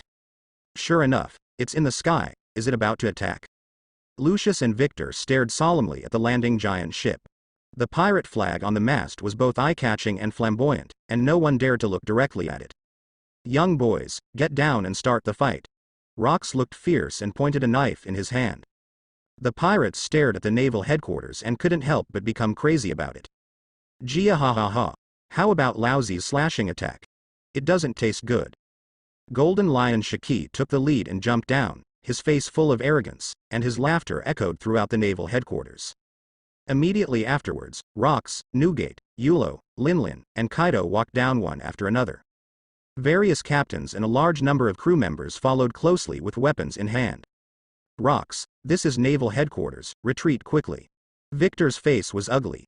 He looked at the pirate in front of him and shouted out of duty, but actually he was panicking inside. Lucius on the side couldn't help but tremble secretly when he saw this battle. He had known that this would never happen. Rox, Newgate, Shaki, Yulo, four admiral-level combat powers, they must not be crushed to ashes. Just you two, a ragtag bunch. The surprise attack on naval headquarters was to take revenge on Marine. Rox looked fierce and his eyes were filled with murderous intent. Regardless of whether they were from Marine or not, if they came into contact with him, they would definitely die. Rox, aren't you afraid that Lord Five Elders is coming? Lucius had admiral strength but a timid personality, so he brought in reinforcements. I hope Rox can retreat so he can save his own life. But after all, he was from the army. He knew about Rox pirate, but he didn't know much about it. Haha, I wish I could have it, those five old guys. Before they arrive, Let's kill you two first. Rox smiled disdainfully, his expression turned cold, and his words were full of murderous intent. You guys, kill me, Rox shouted sharply. A large number of sailors rushed over and fought with the marine soldiers. The sound of fighting, the sound of bullets, and the roaring and shouting were all intertwined. Lucius and Victor saw that the strong man on the opposite side had not yet taken action, so they did not dare to act rashly. At this time, only passive defense can prolong the time and wait for reinforcements from the world government. Otherwise, if it were just the two of them, if they took the initiative, they would be in trouble in a matter of minutes. They wanted to passively defend and wait for rescue, but Shiki couldn't bear it anymore. Since losing to Yulo, his strength has improved, and he always wants to find someone to fight with to verify his strength and vent his emotions. Immediately, with a whoosh, Shiki rushed over. A trajectory flashed through the air at a speed that was difficult to see with the naked eye. There was a sudden scene between Lucius and Victor, and their tense nerves instantly exploded. Fortunately, Lucius has admiral fighting power, and his muscles are tense, always ready to face the Golden Lion Shiki. Victor's strength was a bit lower than that of the elite vice admiral. He was horrified by this, and the hairs all over his body were breaking out, and he was sweating profusely. As expected. A clang. At the critical moment, Lucius raised his fists and used the dark armament haki to block Shiki's Sakura 10 and Deadwood. Gia ha ha ha, you are pretty good, but I've never heard of you. Shiki smiled frivolously. While he was in a stalemate, his feet were covered in armor and he kicked Lucius in the chest. Snort. When Lucius saw this, he suddenly retreated, his face as black as coal, and he felt very unhappy. He originally planned to self-report information to prove that he was not a nobody, but Shiki's words directly let him break his defense. Shiki jumped up and chased after him, waving the two swords in his hands and shooting sword energy one after another. Facing the Golden Lion Shiki, Lucius did not dare to be careless. Coupled with the situation, he directly exploded with all his strength. With the assistance of the Wisdom color and the Armament color, Lucius activated his sixth form and dispersed Shiki's sword energy. The two men were twisting and turning, using various moves frequently, and they were fighting inextricably. Boom. Boom. Boom. Wherever he passed, the air exploded and waves swept across. Hiss. Who? Victor was still frightened, as if he was reborn after a disaster, and took a deep breath. He looked at the battle in the distance and couldn't help but feel scared. Fortunately, he was not strong and Shiki didn't bother to fight him. Otherwise, if it were him, he would have been defeated by now, and there is no need to say more about the outcome. Scandium. But at this moment, the sound of a knife being drawn brought Victor's mind back to reality. He looked subconsciously and saw Yulo holding the black knife and staring at him with a half-smile. Suddenly, Victor felt a chill enveloped him, as if he was in a pool of bone-chilling cold. No. Missed a powerful enemy. A Shinigami is welcome. Victor was frightened in his heart and was extremely decisive in the crisis. He turned around and ran away without hesitation. That was the monster Yulo, the one who could injure Admiral Herman. If he took action, he would definitely die. Victor had no choice. Can you run away? Yulo smiled evilly and murmured softly. Victor's running figure became smaller and smaller in his sight. In an instant, the sword intent rose, the sword energy lingered around the black sword, and the sharp sword power emerged. Rox, Newgate and others couldn't help but look at it sideways. The black knife suddenly slashed out, and the sword energy slashed and fired, turning into a line of swords, killing Victor in the distance. The sword energy cut through the ground, as if it had spanned space. After a few breaths, he was very close to Victor. Victor ran some distance away and felt lucky to see that Yulo had not caught up with him yet. The next moment, a wave of energy hit behind him. He sensed danger, but it was too late. He knew he couldn't avoid the sword energy that was so close. Ha! Victor shouted loudly, planning to fight to the death. Armament Haki used all his strength to turn around and take the blow. Boom! The sword energy struck his chest, and Armament Haki was broken like paper. Boom! Victor was thrown away like a cannonball and hit the ground. Under the powerful impact, the ground was overwhelmed and a large crater exploded. Victor curled up, the blood marks on his chest were eye-catching, and the bones were clearly visible, and blood was pouring out. Huh? 6-position iron body? There is still breath. Yulo felt a little surprised that he was not dead after seeing the color perception. According to his estimation, this sword energy slash was enough to kill him, but it became clear immediately. His Grandmaster Advanced 6th form could detect it. After breaking through the weapon color, this person also activated Iron Body. This was ignored by Yulo. He only counted Armament Haki, one of the 6 defense Iron Body, which was indeed unexpected. Even though Yulo Grandmaster has advanced 6 forms, he has never performed Iron Body. Firstly, with his current strength, he doesn't need to defend himself in battle, and there are no attacks that can kill him, not to mention Armament Haki. Secondly, there are rumors about the Iron Body. The Iron Body does a lot of harm to people, starting from the 6th form and dying from the Iron Body, which makes Yulo a little panicked. But now it seems that the rumors are not true. This man only used Iron Body to prevent him from being killed by his own sword energy. Not only did he block the sword energy, he also barely managed to breathe. Although he was about to die, it had nothing to do with the Iron Body. He had lost too much blood. Yulo's eyes were a little strange, and he couldn't help but feel happy when he saw Victor dying. This man's death should have nothing to do with me. If I were to blame, it would be the use of Iron Body. Sure enough, it started with the 6 postures and died with the Iron Body. It has done a lot of harm to others. Don't deceive me. Gu la la la, boy Yulo, you are progressing too fast. Whitebeard Newgate came over, patted Yulo on the shoulder, and laughed. Newgate was a little shocked. Yulo's current strength is no weaker than his own. Newgate, who has witnessed the whole process, is really envious of Yulo's talent. Okay. Yulo was used to this situation and said lightly. He really didn't know what to say anymore, so he could only say this. Otherwise, I would say too much. That guy Shiki always says he is a show-off. Rox remained silent and nodded secretly. Yulo became stronger, which was exactly what he needed. On the other hand, Kaido, who had a dispute with Yulo, had a trace of bitterness deep inside. My dignified Kaido has been oppressed by others. When will this kind of life end? On the other side, Shiki also noticed it.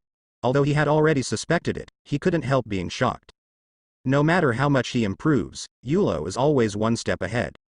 Lucius's face was as gloomy as water, and his horror was not shown. This Yulo's fighting power is so powerful that Victor can't stop him even with a single move. Fortunately, it was Shiki who attacked me, otherwise it wouldn't have been so easy. Suddenly, Lucius felt a little lucky. Fighting against Shiki was quite enjoyable. After fighting for so long, the two were evenly matched, and there was no life or death crisis for him. As long as the stalemate continued like this, he would be able to save his life until world government's reinforcements arrived, and he wouldn't have to be killed instantly like Victor. But what he didn't expect was that Shiki was evenly matched with him, but he just wanted to have more fun. Shiki, don't waste time, don't forget there are things to do. Rox, who had been standing erect like a sword, counted the time running out. This surprise attack was mainly to retaliate against Marine, but there was also a secondary purpose. After traveling all the way, there was always something to gain. Gu la la la, Shiki, can you do it? If not, just let me do it. Newgate laughed heartily and joked mercilessly. Newgate, you guy, don't underestimate me. Shiki, who was enjoying the battle, suddenly became angry and swung the double swords in his hands even faster. At this moment, Lucius squinted his eyes and felt the pressure with each move. This golden lion Shiki is so awesome that he actually hides a trace of his strength. Don't underestimate me, come and die. Shiki suddenly burst out of anger. He didn't want Newgate to underestimate him. Besides, Rox also spoke, so let's end the battle as soon as possible. The dark armament Haki seemed to be flowing on the blades of Sakuraju and Kusegi. Clang. One move of emission slashed Lucius directly into the air. Lion, Thousand Slice Valley. Immediately afterwards, dozens of golden slashes pierced the sky and flew towards Lucius, who was knocked away. Lucius was shocked. Shiki's strength was beyond his expectation. The previous even match was just hiding his weakness. What? As soon as he used Moonwalk to stabilize his body, he felt a sharp airflow coming towards him. He quickly took a closer look and saw a group of slashes coming towards him. The look of shock disappeared, replaced by a look of horror, and a heart that felt like crying but no tears. We were playing comfortably. Why did our strength suddenly surge? Can we still play together? That guy from Newgate underestimates you. Why don't you go to him for a duel instead of venting your anger on me? The emotion of fear flashed past. After all, he was still a field marshal. No matter how aggrieved Lucius was, he couldn't show it. Shiki's explosive strength gave him a sense of gap. He thought he was not weak and could be evenly matched with Shiki, but it turned out that he was naive. The golden sword energy slashes came in an instant, and there were dozens of them so densely packed that he had no time to dodge, so he had to use armament hockey in the 6th position frontal attack. Boom. Boom. Boom. Boom. After 3 hard moves, there was a gap in the connection, and the remaining golden slash hit Lucius with a whoosh. The whole person was thrown backwards and hit the office building. The wall exploded, a big hole appeared, and rubble flew. It's such rubbish and it's over in one go. Shiki carried the 2 swords, pretending to be surprised on his face, with a vague look in his eyes, and glanced at Rox, Newgate, and Yulo, as if he was deliberately showing off. Well, Yulo held his forehead and was speechless for a while. Shiki was so good at pretending. Did he learn it from him? Although Lucius's strength is at the admiral level, it is not as strong as Shiki. He should have just stepped into the admiral and be at the bottom. With this level of combat power, it is not a problem for Shiki to crush him, but it is probably impossible to defeat him with one move. Even if he and Newgate were slightly better than Shiki, it would still be very difficult to do this. The strength has reached the level of admiral. The battle cannot be solved by a few moves. Even Rox, the overlord of the era, is only the peak of admiral's combat power. If Shiki hadn't suddenly exploded just now, using emission hockey to knock Lucius away, and Thousand Slice Valley catching him off guard, Lucius would have probably been able to dodge it. The man's injuries are fatal. Get rid of him as soon as possible. Let's go in first. Rox released his sense of perception and sensed the man's situation. Seeing that Shiki was in high spirits, he let him go. Ahem. Lucius coughed and stood up holding on to the wall, with several more scars on his body. Although the wound was not deep and did not threaten his life, it was so painful that he grimaced. Gia ha ha ha, tell me your name. Shiki was very interested, pointed his sword at Lucius, and asked frivolously. As for Rox, Newgate, and Yulo, Shiki didn't care what they were doing. Field Marshal, Lucius. Lucius' face was solemn and his mood was even heavier, feeling that this time it was going to be over. Anyway, everyone is dead, so he can leave a famous name. He doesn't want to be a nameless ghost. Nani, with this strength, you can still be a field marshal. You still lie in front of me, Shiki, and you will die. However, Shiki was very angry and kindly asked him to leave a name before his death. This guy did not know how to deceive him. Although Shiki doesn't know what the army is, how can the marshal of the world government's secret organization be so weak? Do you really think I'm a fool? Immediately, Shiki was furious and killed him fiercely. I'm really an army. Lucius said his name and felt inexplicably relieved, but Shiki's words made him completely confused. He reported his name as he wished, but Shiki didn't believe it. Just because I'm weak and can't beat you, you're calling me a liar. If you have any idea, ask the 5 elders, the field marshals of Laozi, who were personally appointed by them. Lucius's face turned red, and he felt extremely aggrieved. His body began to tremble, and the pain at the wound was forgotten. How has a field marshal of the world government ever been questioned like this? It is simply a shame and a great humiliation. Aha! Lucius raised his head and roared, ignoring the injury on his chest, and rushed directly towards Shiki. Oh, the unknown person is a bit bloody. Shiki's words were equal parts ridicule and praise, crushing Lucius with both swords. However, in Lucius's ears, all he could hear were nameless people, and he would say this even if he died. Lucius burst out with all his strength and faced the danger without fear, but in the end he was weaker than Golden Lion Shiki. In the beginning, I could barely resist, but now I was pressed and beaten everywhere. After a while, I felt cold. In this way, the dignified field marshal, the guardian of the naval headquarters, was killed by the Golden Lion Shiki of the Rocks pirate.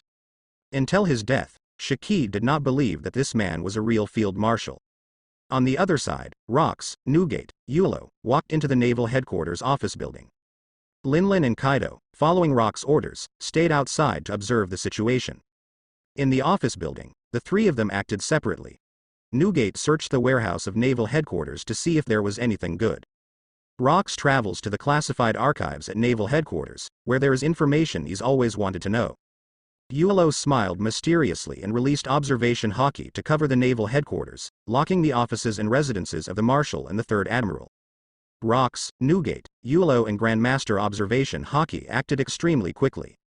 After a while, the 3 of them walked out with smiles on their faces, looking like they had returned home with a full load. Newgate carried several sacks, showed them to Rox, and then handed them over to someone he trusted and sent them to the ship. It seems that Rox went to the secret room of naval headquarters empty-handed. It is unknown what he got. As for the things Yulo harvested, they were all put into the system inventory. Seeing this, Rox and Newgate didn't pay too much attention. What treasures have been found? Show it to Lousy. Shaki, who was idle, saw the big sack, ran over, rubbed his hands and asked. Shaki didn't participate in the search, but it didn't mean that he didn't need it, or that he wasn't interested. In fact, he wanted to form a pirate group, and he needed a lot of things. It's just that he's in the mood, not to mention that Rox, Newgate, and Yulo won't be greedy for his share. Shaki, keep your mouth shut, who are you talking to in front of Lousy? Newgate sliced through the clouds and glared at Shaki. He suddenly felt that Shiki's mouth had become much more poisonous after fighting Yulo. During this time, the thought of beating up Shaki came more frequently than before. Yulo looked at Shaki and couldn't help but sneer. This greedy virtue is almost as good as John's. We'll talk about this when we go back. Not a penny of what belongs to you will be lost. Including Linlin and Kaido, you too. Rock's face was solemn and he said with dignity, not forgetting Linlin and Kaido. Linlin and Kaido, who had always been on the edge, were moved to tears after hearing this. You must have noticed the two of us, otherwise we would have been in the air forever. The two of them had never made any moves since they followed the boat, and they basically couldn't even speak to them. The six of them looked around. The battle was over. Hundreds of soldier corpses were scattered in Crescent Bay Square. Broken limbs were everywhere, rivers of blood flowed, and the strong smell of blood filled the air. The bodies of Victor and Lucius were covered with horrific sword marks and looked hideous and terrifying. At this time, Rox stepped forward, passing through the corpses everywhere, and arrived at the outermost edge of Crescent Bay. Ha ha ha ha, 5 old guys, they actually went out. Rox pulled out his long knife, and the aura from his body, which had always been unfathomable, actually came out. He stared at the sea in the distance, and it seemed that something incredible was about to appear. 5 old guys. Yulo stood behind Rox and was shocked when he heard this. He thought he heard it wrong. At the same time, he also released the color of seeing and hearing, and did not perceive anything. Rox's style of conduct would not make such a joke. Yulo observed Newgate and the others and found that their reactions were similar to his own. I think only Rox could sense it. Is this the top observation hockey? As expected, it is powerful, and in terms of coverage, advanced insights is far behind. Yulo's thoughts were flowing, and he was secretly shocked. Could it be the 5 elders of world government? Shiki's eyes flickered next to him, and he had some guesses in his mind. He couldn't help but speak, wanting to make sure. This also happened to ask everyone's doubts, and they all looked at Rox in front of them. Who else could it be but them, the most powerful people in the world government? Get ready for a big battle. The 5 old guys are not weak. They all have the strength of Marine Admiral, and 2 of them are even a little stronger. Rox said without looking back, and his voice reached everyone's ears. The combat power of 5 admirals, Newgate, Shaki, Linlin, and Kaido all nodded with awe in their hearts and became cautious. Suddenly, a row of blurry black spots appeared on the sea in the distance. At this distance, the 5 breaths can be sensed only when the advanced seeing and hearing color is covered. Although these 5 breaths are not as good as Rox, they are still intimidating to ordinary people, and they are no less than Newgate and Shaki. The 5 elders on the distant warship also sensed them. The 5 of them directly launched their razors and turned into a trajectory towards Crescent Bay. Gulu la la la, you must have a good time. It's been a long time since I fought against Admiral's strength. Newgate waved Kong Yunki, his body and consciousness were cautious, but he did not lose any momentum. When fighting against Admiral forces, one must be cautious. This is not about fear, but about going all out. Gia ha ha ha, is this the 5 elders? Let me see how it compares to Admiral. Newgate was heroic, but Shaki certainly showed no sign of weakness. He pulled out the Sakura Ju and dead tree, and the cold glow of the blade reflected Shiki's eyes filled with fighting spirit. His strength had already been revealed before, and he could attack the Marine Admiral once he mastered the weapon color. After the battle with Yulo, all aspects have been improved. Conqueror's is the most significant, and it has touched the threshold of Conqueror's entanglement. After his injury recovered, Rox said personally that Shaki is now strong enough to beat Admiral. Shaki licked his lips, his blood boiling all over. Only a real admiral can verify his strength. Lucius, who died at his hands, was just a warm-up exercise. He barely stepped into Admiral's strength. How could he be a field marshal? Just look at the menacing 5 elders and you will know. A gust of wind passed by, and the 5 elders arrived in an instant. They stepped on the air and stayed in the air. Looking across the naval headquarters, half of the office building collapsed, soldiers' bodies were lying everywhere, and even the 2 people they sent, Lucius and Victor, were filled with hatred on the spot. This is the naval headquarters, the most powerful organization in the world government, which can be called the face of the world government. Now it has been destroyed into ruins, and Marine soldiers have suffered heavy casualties. If this kind of thing spreads, the consequences will be equally disastrous. Marine's reputation and majesty will plummet, and the ferocious pirates on the sea will inevitably riot. The seriousness of this matter is no worse than the public beheading of celestial dragons. Rocks, you are so bold. Naval headquarters is not the place for you to act wild. The 5 old men had ugly expressions on their faces, anger burning in their chests, and they shouted loudly. Even though they were filled with anger, the 5 of them did not take action easily. The rocks and cadres present should not be underestimated. 5 old guys, they came really quickly. We were planning to go to Marie Joy's again. It's just the right time to come. They're all celestial dragons anyway, so it doesn't matter who they kill. Rox's momentum was like that of a giant beast from the abyss, and the ferocious light in his eyes was clearly terrifying. The fierce words revealed the information of killing the 5 elders. Yulo stared at the 5 elders with deep eyes. The 5 old men in front of him seemed to be quite old. Therefore, these 5 old men should be the 5 elders of the older generation. It's not the 5 elders decades later in the original anime. With just half of your combat power, you don't have to go back once you're here. With provocative words, the violent blonde old man aroused endless murderous intent in his heart.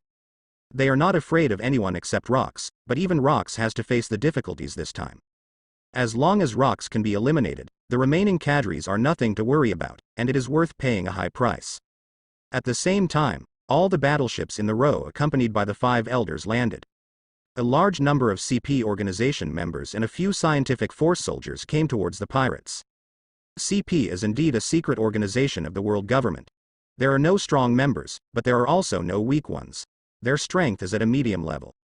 The soldiers of the science force should not be underestimated in terms of armament. They are not very strong, but they wear a variety of strange combat uniforms and props, which improves their strength.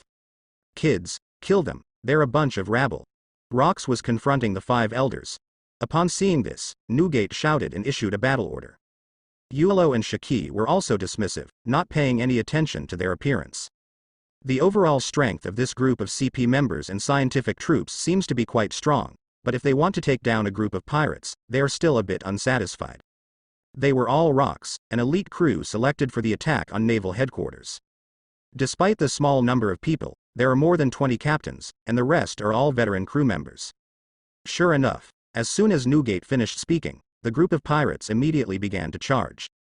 The crazy energy and ferocious momentum are far beyond the comparison of the 5 elders. In terms of morale, they instantly suppressed the opponent.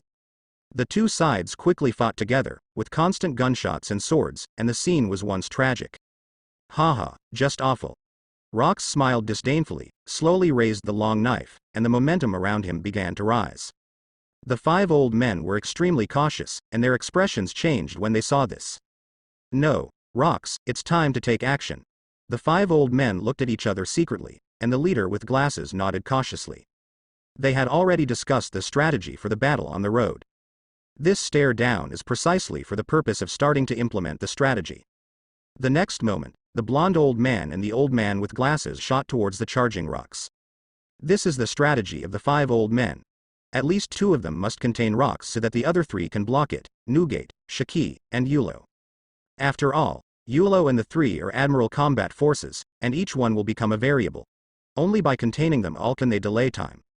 Boom. At this time, Rox finished accumulating his momentum, a fierce light flashed in his eyes, and his whole body was like a cannonball, ejected towards the 2 old men who were charging towards him.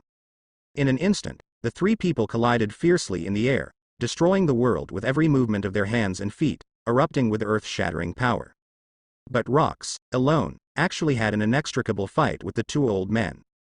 This is the absolute admiral combat power. What shocked Yulo and others the most was that Rox was able to handle the battle with ease, obviously not yet at full strength. Even against the strength of the 2 admirals, Rox was unable to use his full strength. It seems that there is still some way to go before surpassing Rox. Yulo was secretly shocked when observing.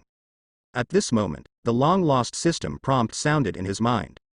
Ding. Trigger mission check-in. The Admiral's combat power is so terrifying. Please host and defeat one or more 5 elders in battle. The task is completed and the system will issue rewards. Yulo had a strange look in his eyes. Ever since he injured Admiral, he had been checking in every day, and the triggers for mission check-ins were obviously less. Of course, this is also related to the fact that he stayed on Beehive Island and practiced hard without going out. But now, the task check-in is triggered, which will only make Yulo work harder. These 5 bad old men are in danger. At this time, watching the battle in the distance, Newgate's sword was also hungry. He held the bushunkery tightly with both hands, and a white air mass appeared on the blade, activating the shock fruit ability. Gu la la la, let me see the strength of the 5 elders. Newgate bent his legs, his momentum suddenly exploded, and he locked onto an old man. Such a blatant provocation is self-evident. Boom. The ground exploded and power burst out. Newgate's tall body rose directly into the sky, looking down from above, with a smile on his face. He came to the sky above the long-bearded old man and slashed down decisively with the cloud cutter, causing the white air mass to vibrate crazily. The ferocious aura pressed down from above, and the long-bearded old man's expression suddenly changed, with a little shock in his heart. With such a strong sense of oppression, a monster-like body, and destructive abilities, Newgate is indeed very powerful. He sensed the threat and took action without hesitation. Immediately his armor was covered and emission hockey struck out fiercely. Click. Click. Boom. The 2 forces collided in the air, causing white cracks in the air, and then exploded with a bang, and the uncontrolled airflow rushed like a violent wind. Newgate and the long-bearded old man were separated at the first touch. Both of them were pushed back by the impact and fell on the ground in the distance. The 2 felt each other's strength and stared at each other from afar. Boy Yulo, how about you choose first? The battles started one after another, and Shiki, who had been watching, decided to take action. Shiki, ha ha ha, don't get knocked down. Yulo crossed his arms and joked rudely. He had a task to complete, so he would be the last to go if he could, and he might even be able to make a mistake. Gia ha ha ha, I can't wait any longer, I'm going to do it too. Shiki turned a deaf ear to this. Why would he care about it at this time? Rox and Newgate started fighting one after another. The old man in a dark red suit saw that Shiki was about to launch an offensive, so he took the lead and struck. It turned into a stream of red light and swooped down towards Shiki. Damn it, I didn't realize it. The old man doesn't have martial ethics. Seeing that he was beaten first, Shiki was in a bad mood and spit out his cigar. Lion Majesty, water roll. Shiki raised his swords, and with a frown on his face, he activated the lion fruit ability. The water below rippled, and a huge lion's head rose up from the sea, biting the old man in a suit with its mouth wide open. The armed color is exposed. The old man in a suit faced the seawater lion head blocking his way, but his speed still did not decrease by half. The hardened and wrapped fists of the weapon suddenly hit emission hockey. Buzz. Buzz. Buzz. The invisible hockey rushed and surged, and the air screamed. Wow. The sound of water bursting was heard, and the seawater lion's head exploded. The water in the air scattered and spread over a large area. Whoosh. But at this time, a golden crescent slash had already arrived in front of the old man in a suit.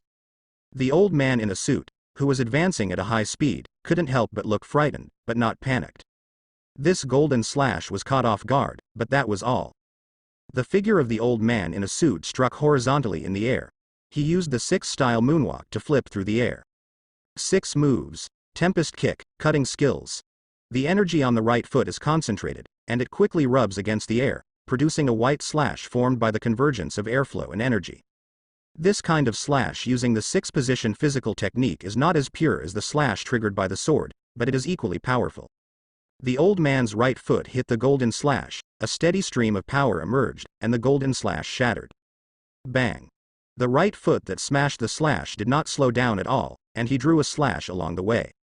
The old man in the suit sneered in his heart, "How dare you sneak attack me with a slash, I will return a slash to you."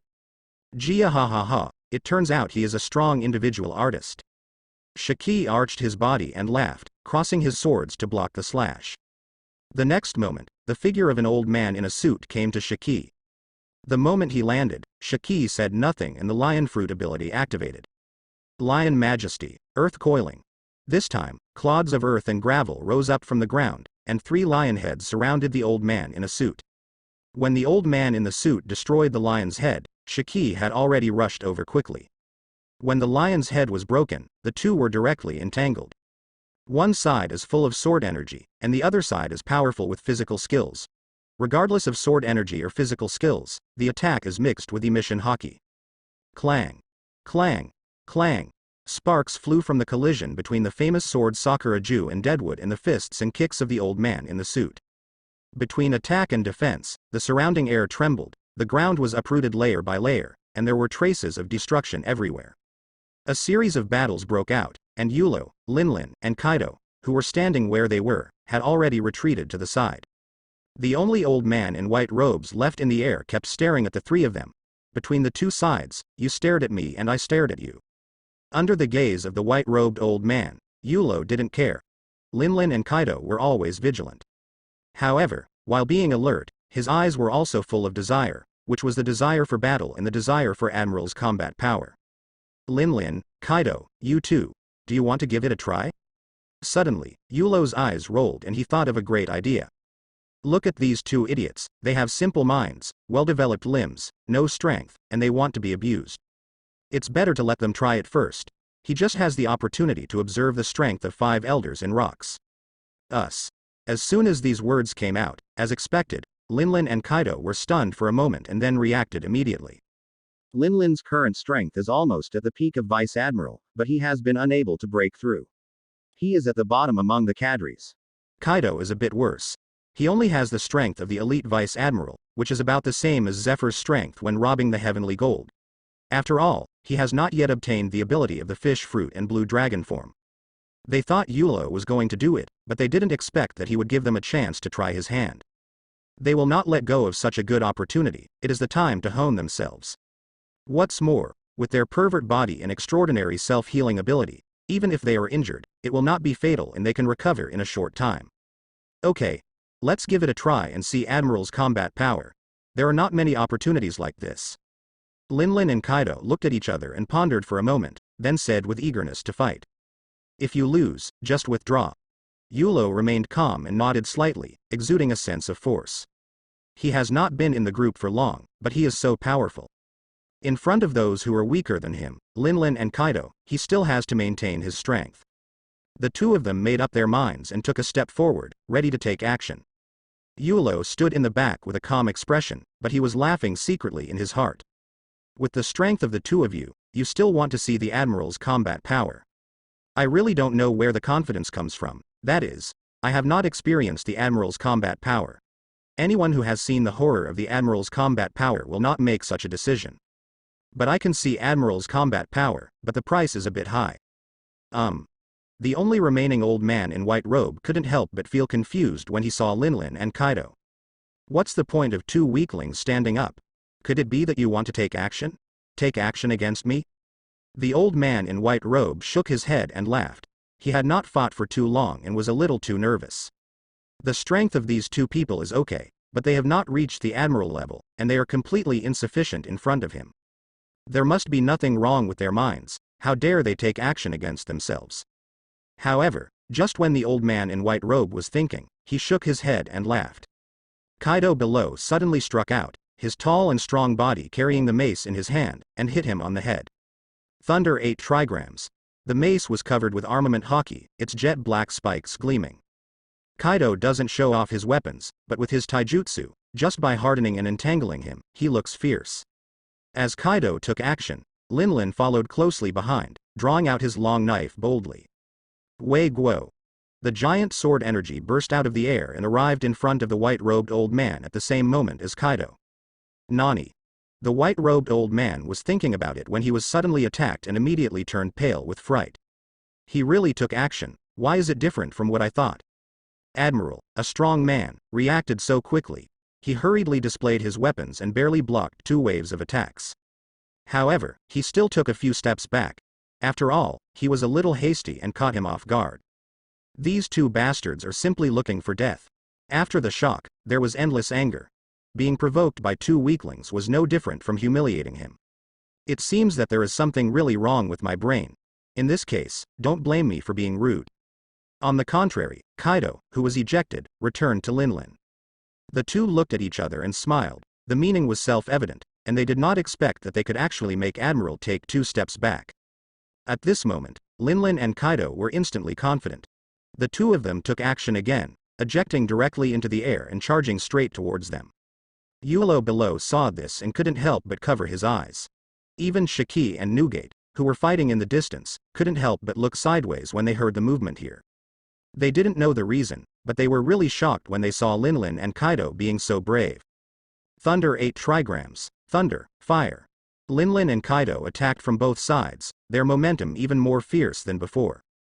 Kaido's huge mace struck again with great strength. Zeus and Prometheus floated beside Linlin. They turned into lightning and flames and were beaten out by Linlin. You don't know what you can do. The white-robed old man's eyes were gloomy, and despite the two men's attacks approaching, the power in his body actually surged. He could see the confident smiles of the two people in front of him just now. He didn't want to know where this crazy energy came from. The idea in his mind right now was to crush this self-confidence and make the two of them kneel down and beg for mercy. They must be deeply aware of the mere Vice Admiral level of strength. Admiral's combat power cannot be insulted. Thunder 8 trigrams and Thunderflames worked together to attack both sides of the white-robed old man's cheeks. Linlin and Kaido, who were blindly confident, watched this scene with bright eyes, hoping to injure the old man in white robe.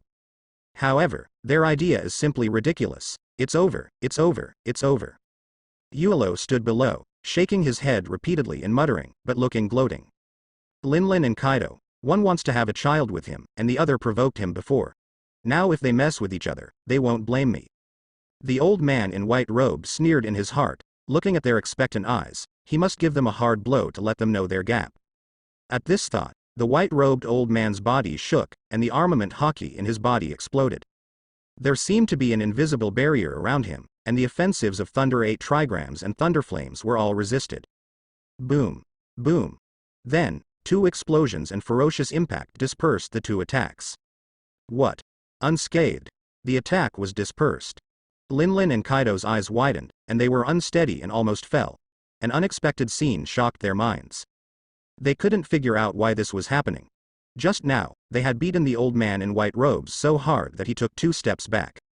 Before they had time to think about it, a strong gust of wind hit them, and both of them were covered in cold sweat. The old man in white robes disappeared from the place at some point, and appeared in front of Kaido the next moment.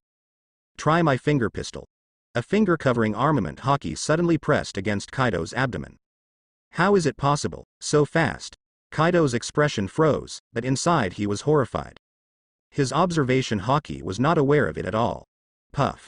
The finger spurted out, white power mixed with dark armament hockey.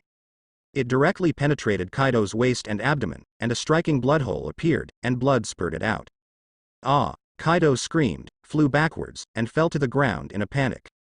This is only a few breaths of time, but it is enough for Charlotte Linlin to come out of her delusion. As this kind of strength, the real Admiral combat power. Linlin's mind was filled with shock, and only then did she realize how stupid her idea was. She couldn't care anymore, and when she saw Kaido being punched through the abdomen, she had the idea of retreating. But it's not that easy. The white-robed old man's shooting speed didn't give him any chance at all. Tempest kick slashing skill. The white-robed old man turned around and struck with a sidekick. His power was comparable to finger pistol, and he was swift and fierce. Linlin knew he couldn't dodge, so he had no choice but to cover the main torso with armament hockey. Boom. A powerful slash hit Linlin's chest. Due to her armed defense, her body was not penetrated by the slash, and the violent impact could not be offset. Linlin immediately spurted out blood, and his whole body was like a cannonball, smashing into the office building of Naval Headquarters. The violent movement here caused Shiki and Nugate to look back and watch again. The two of them were not surprised by what they saw, but they just felt a little miserable. They fought with the two old men for hundreds of rounds, so they naturally understood the difference. Linlin and Kaido were not fools either. They endured the pain and returned to Yulo. They were afraid that the old man in white robe would continue to take action, which would be really bad. How do you feel? Yulo smiled half-heartedly and asked the two of them. No match at all. The strength of the old man in white robe is definitely not weak among Admiral. If he continues to attack, I'm afraid we won't be able to sustain 10 moves. Linlin and Kaido were breathing heavily, covering their bleeding wounds, with a hint of fear on their faces. Yulo chuckled and said nothing. He already knew the approximate strength of the white-robed old man, as well as the 3 old men who fought between Shiki and Newgate. Compared to that Admiral Herman, their strength is only stronger. Only the 2 remaining old men have fought fiercely with rocks until now, and have never had the upper hand. It is difficult to infer their strength. At this moment, a loud shout came. Rocks, 1 versus 2, how dare you get distracted? Yulo looked up, saw rocks, and glanced here. The grumpy blonde old man roared, and the old man with glasses seized the opportunity and attacked rocks repeatedly. Linlin and Kaido were still a little weak, so they just fought with the old man in white robes and were directly injured. Rocks looked away. Shiki and Newgate could even notice it, let alone him. Facing the fierce attacks of the 2 old men, how could Rocks tolerate them? His aura suddenly became more ferocious and brutal, like an ancient beast. Rocks began to fight back, and his body disappeared instantly, avoiding the attack in front of him. The next moment, he appeared on the head of the blonde old man, and the long knife in his hand suddenly struck down. Damn, so fast. The blonde old man cursed secretly, and according to observation Haki, Rock's speed was as fast as ultimate. He mobilized armament Haki, covering and wrapping his hands, crossing to block. Boom. Pressed down by a huge force, the blonde old man lost control and fell for a distance before regaining his balance. Hiss. Who? His arms were shaking slightly, and his face showed shock. This guy's strength has become stronger. After fighting for so long just now, his arms are not numb. The bespectacled old man's face was extremely solemn, and his hands holding the handle of the knife tightened. When the blonde old man was shot down, he pounced on him. Rock's moves became more and more fierce, and the old man with glasses was losing ground. It was difficult for him to support it alone. The blonde old man waved his arms and immediately attacked. The 2 of them had previously joined forces but could not gain the upper hand. Now that Rock's power has increased, the 2 team up to attack with all their strength, but are still suppressed by him. Boom. Boom. Boom. The 3 auras entangled with each other, armament Haki collided, and the sword energy slashed and flew in all directions. The thick clouds in the sky were swept away by the air currents, and wherever the 3 men fought, the sea and the ground continued to explode. When the only remaining old man in white robe saw this, his expression became ugly. They were very afraid of Rocks and sent 2 old men to fight. They didn't think about defeating the opponent, they just wanted to maintain a stalemate. But I didn't expect that Rocks was so powerful that even the 2 old men were overwhelmed by him. There is no way to continue like this, and you won't be able to hold on for a long time. Moreover, in addition to Rocks, Shiki and Newgate are also strong. The old man with a long beard and the old man in a suit were equally matched with them, and they couldn't free their hands in a short time. Just rely on him to deal with Yulo, and then work together to deal with Rocks. He was about to take action just now, but was delayed by 2 weaklings. Groan. There was a soft metallic sound, and the old man took out a famous sword from his white robe. At the same time, a sword force emerged from the body of the old man in white robe. Under the blessing of this sword force, the breath became more oppressive. Linlin and Kaido were stunned, their eyes filled with disbelief. They had never expected it. The old man in white robe is not only powerful in physical skills, but judging from the fierce sword power, his sword skills are also not weak. It turns out he is a great swordsman. Yulo suddenly narrowed his eyes and joked with a smile. Such a fierce sword power was no weaker than Golden Lion Shiki. The old man in white robe hid it very well, and even he didn't notice it. Yulo, Herman's injury was probably caused by your swordsmanship. Let me try my swordsmanship that can hurt Admiral. The old man in white robes pulled out his famous sword, his eyes flashed with an inexplicable light, and his voice was filled with murderous intent. A cold light flashed across the sharp tip of the knife. He had already learned about Yulo's combat strength information. He also knew that Herman's wound was difficult to heal due to the green fire. So in his opinion, Yulo's strength relies entirely on Qing Huo. As long as Yulo uses swordsmanship to fight him, he is confident that he can defeat Yulo. Hee. When Yulo heard this, he immediately understood, and then smiled, and was underestimated again. This old man is really confident. He thinks he can defeat me without using Qinglian's inner fire. But this made Yulo even more excited, and he couldn't help but take action. Yulo grabbed it in the air, and a beautiful famous sword appeared in his right hand. G. G. G. G. The slender blade was dancing with arcs of electricity, and it was clearly a rakery, a top-notch fast sword. This knife. The old man in white robe frowned. Seeing that what Yulo took out was not a black knife, he felt that he was despising himself, and he felt angry. One sword-style slash. He immediately let out an angry shout, swung out the famous sword in his hand, and struck out a white sword energy. Then the whole person, following the sudden sword energy, rushed towards Yulo. Little tricks. Yulo sneered, finding it a bit funny. Slashing is the standard equipment of a swordsman, not to mention that the old man is a great swordsman, and he actually treats slashing as a sword-style swordsmanship. Yulo raised his hand to draw out, mixed with arcs of electricity, the sword energy rushed straight up. Easily broke through the white-robed old man's slash. Immediately afterwards, sharp sword intent erupted from Yulo's body. This sword intent spreads around like conquerors. The clouds in the sky opened, and sword marks appeared on the ground. Linlin and Kaido, who were nearest, saw a large number of small marks on their skin. They were frightened and hurriedly retreated away. Such a sharp sword intent, how is it possible? The old man in white robe approached quickly, but his expression suddenly changed, full of disbelief. He looked at the tiny sword marks on the back of his hand, and his mind changed drastically. The terrifying sword intent is just like Conqueror's Haki. It can cause substantial damage without using sword skills. Although it does not represent the strength of swordsmanship, this natural will alone is enough to make people fearful. This sword intent swept across all directions, leaving traces everywhere it passed. Terrible swordsmanship talent. The other four old men's expressions kept changing, and they also felt the sword's intention. Among them, the old man in white robe was the strongest in swordsmanship. He originally wanted him to win quickly and then support the four of them. Now it seems that it is impossible. The battle between the old man in white robe will be quite fierce. Damn it. The two old men who besieged Rox looked gloomy and cursed secretly. They couldn't hold on for long, and Rox's explosive strength was beyond their imagination. Once Rox gets rid of them, he will definitely deal with the other old men. When all five of them are defeated, if Marine has not rushed back, then his success will be in vain. Ha ha ha ha, with such cadres here, destroying the world government is just around the corner. Rox faced the two old men without hiding his ambition and laughed proudly. As one of the strongest men on the sea and the only person present who has mastered the top level of knowledge, he feels it more deeply than others. Yulo's sword intent is very powerful, but it is far from enough to cause a real attack. There are only a few people in Beehive's history. The traces of the sword's intention turning into substance have Conqueror's winding skills. It seems that this kid Yulo has learned Conqueror's entanglement, and Rox is quite fun and a little unexpected at this time. On the other side, Shiki, Newgate, the old man with a long beard and the old man in a suit also have completely different attitudes. The expressions on the two old men's faces were extremely ugly. They knew the situation on the field and anyone's strong strength would be detrimental to them.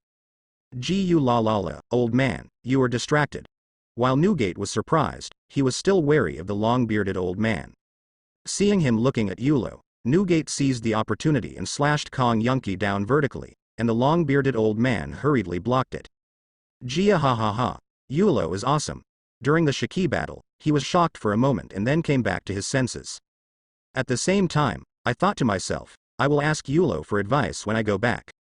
The materialization of sword intent is a state that all great swordsmen dream of, but few achieve it.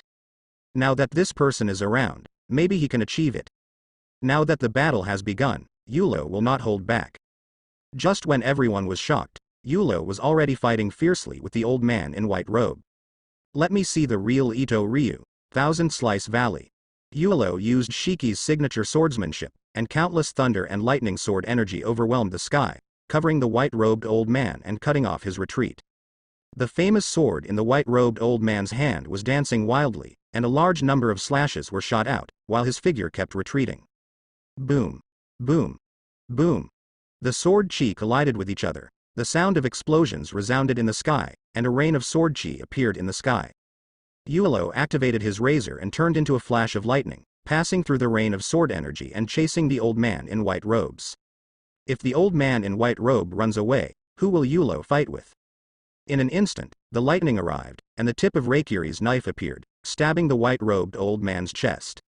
The old man in white robe lay down, and the famous sword in his hand was swept upward. Bang.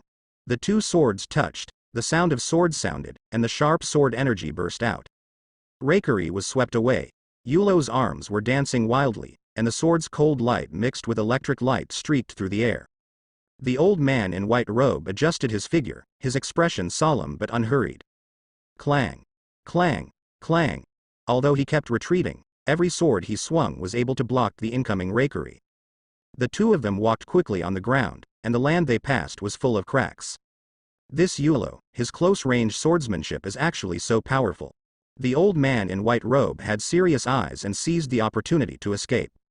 Yulo is young and strong. If he continues to be exhausted like this, I won't be able to sustain him. Tiger hunting. Yulo frowned, not giving the old man in white robe a chance to breathe. The sharp sword energy transformed, and a giant tiger with thunder and lightning sword energy appeared in the sky out of thin air. It was mysterious, majestic and majestic. Roar. The giant tiger with thunder and lightning sword energy looked up to the sky and roared, before biting the white-robed old man. The white-robed old man's eyes narrowed, and the giant tiger's fangs exuded an astonishing sense of sharpness. Your swordsmanship is indeed strong, but don't underestimate me. The hand of the old man in white robe gently stroked the blade of the sword, and his sword intention increased a lot. His real purpose is the same as Yulo's before, to find out the opponent's combat power. After all, the essence of Yulo's sword power forced him to be extremely cautious, and this battle depended entirely on him. One blade-style shadow slash. With a soft groan, the sword light flashed quickly.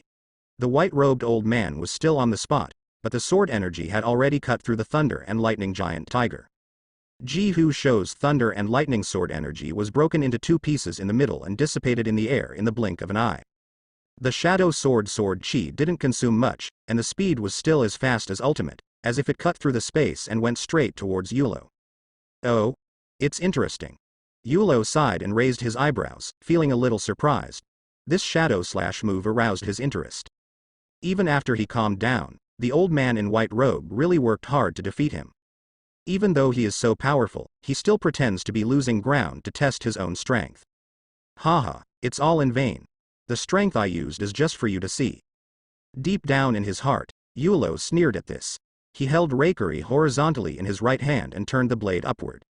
The domineering emission haki transformed into an invisible impact force through Rakiry's blade, spurting out like an air cannon.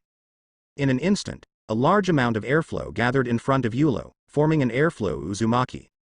Emission impact is propelled by the air current Uzumaki, and the speed is not slower than shadow slash. Boom. The sword energy collided with haki, and the heaven and earth buzzed continuously. The airflow was chaotic and exploded, causing the ground to explode in large areas. Yulo and the old man in white robes flashed and stepped back to distance themselves. Ha ha ha ha, this shadow slash move is pretty good, I can use all the other moves. Yulo moved his wrists with expectation in his eyes. He found that the old man in white robe had some differences in his swordsmanship. The shadow slash just now was extremely fast and the sword energy was sharp. It was just a simple slash without the surging power. Yulo's perception of sight, hearing and color is very similar to his sword drawing technique, with the same purpose but the same purpose. HMPH, arrogant. The old man in white robe snorted coldly, his face turned slightly ugly, feeling that Yulo was looking down on him. He didn't take action immediately, but instead stared at Yulo, flickering. He already knew Yulo's swordsmanship, but the display of his weapon shocked him. Yulo's exquisite control of external play is actually a bit more sophisticated than him. There is also a swordsmanship that is not weaker than his. Even if Yulo does not use his abilities, it will not be easy for him to win. If Yulo uses his abilities, his hope will be slim. Damn, miscalculation. As the white-robed old man was thinking, his face became increasingly ugly, angry and anxious, and he gritted his teeth. In the original plan, Yulo, who was regarded as a breakthrough, was stronger than they expected. For a moment, the old man in white robe was undecided and subconsciously looked at the other four battlefields. Whitebeard Newgate's Cloud Cut, Shock Fruit ability, open and close, fierce and domineering. Where he and the long-bearded old man fought, the ground collapsed and exploded, and the airflow was everywhere. The entire naval headquarters was affected, half of the office building was shattered, and the other half collapsed. The long-bearded old man relied on the advanced skills of the sixth form and armament haki to maintain a stalemate with Newgate. They looked evenly matched, but in fact they were more defensive and a few attacked in a roundabout way. The destructive power of shock fruit was so devastating that the old man with a long beard had no choice but to avoid its sharp edge and fight in roundabout ways. The battle between Golden Lion Shiki and the old man in a suit is also quite fierce. Shiki's swordsmanship and lion fruit ability are not as strong and domineering as Newgate's and have a wide range. The old man in the suit had no scruples and fought hard with Shiki. The two figures shuttled through the air, changing battlefields everywhere, causing the airflow to become turbulent. Sakura Ju and Kuseki's blades, and Armament Haki's fists and kicks, kept colliding. The sword energy shoots out, Haki is released, the force erupts, various impacts are thrown around, the clouds are damaged, and the sea is turbulent. Earth lions and water lions occasionally roared in the air, but they were immediately broken. Shiki and the old man in the suit are evenly matched in attack, but Shiki is very flexible due to the lion fruit. The moonwalk of the old man in a suit is relatively not agile enough, and seems to be led by Shiki. The most critical thing is rocks. After fighting against the two old men, he gained an absolute advantage after his strength increased. Regardless of physical skills, hockey or swordsmanship, the enhanced combat power could barely compete. The blonde old man and the old man with glasses were completely at a disadvantage and were beaten back steadily. If this continues, he will either be defeated or exhausted. In short, he will definitely lose. But no one noticed that the battle between the pirate crew and members of the CP organization was coming to an end. These members of the CP organization suppressed the pirates in numbers, but they lacked elite combat power. Under the leadership of each captain, the pirates almost finished their work. The white-robed old man's face was as dark as the bottom of a pot. They, the world government side, were completely at a disadvantage. Suddenly, he glanced at Lin and Kaido who were watching the battle in the distance. Only then did I realize that there were two more rocks pirates who had not participated. Although his brain is a bit waddy and his strength is not as strong as Admiral's, he is considered the best among them. CP-0's strongest guard, the humanoid weapon from the science department, arrived too slowly. The old man in white robe gritted his teeth, his eyes were bloodshot, and he couldn't help but swear. In fact, they were not satisfied with their arrival and were already on their way, but the situation in front of them made the old man in white robes pass by like a year. Well, the old man in white robe had his eyelids drooped, his voice was hoarse and low, and his breath became violent, like a very vicious person. He mobilized all his strength, the energy in his body was running to the limit, and his eyes full of anger were staring at Yulo. The current situation was not optimistic, so the old man in white robe decided to give it a try. Maybe there would be a turn for the better. The white-robed old man's aura soared into the sky, and his sharp sword intent was mixed with the violent conqueror's haki. On the ground around the white-robed old man, red arc-shaped energy spread, crackling and lifting up the earth. High-level conquerors. Observation haki sensed the change in the aura of the old man in white robes. Yulo's eyes narrowed, feeling the aura, and he became a little more vigilant. As the five elders of world government, the most powerful people in the real world, they can be said to be the undisputed kings. It makes sense to be able to awaken conqueror's haki, and Yulo is not surprised.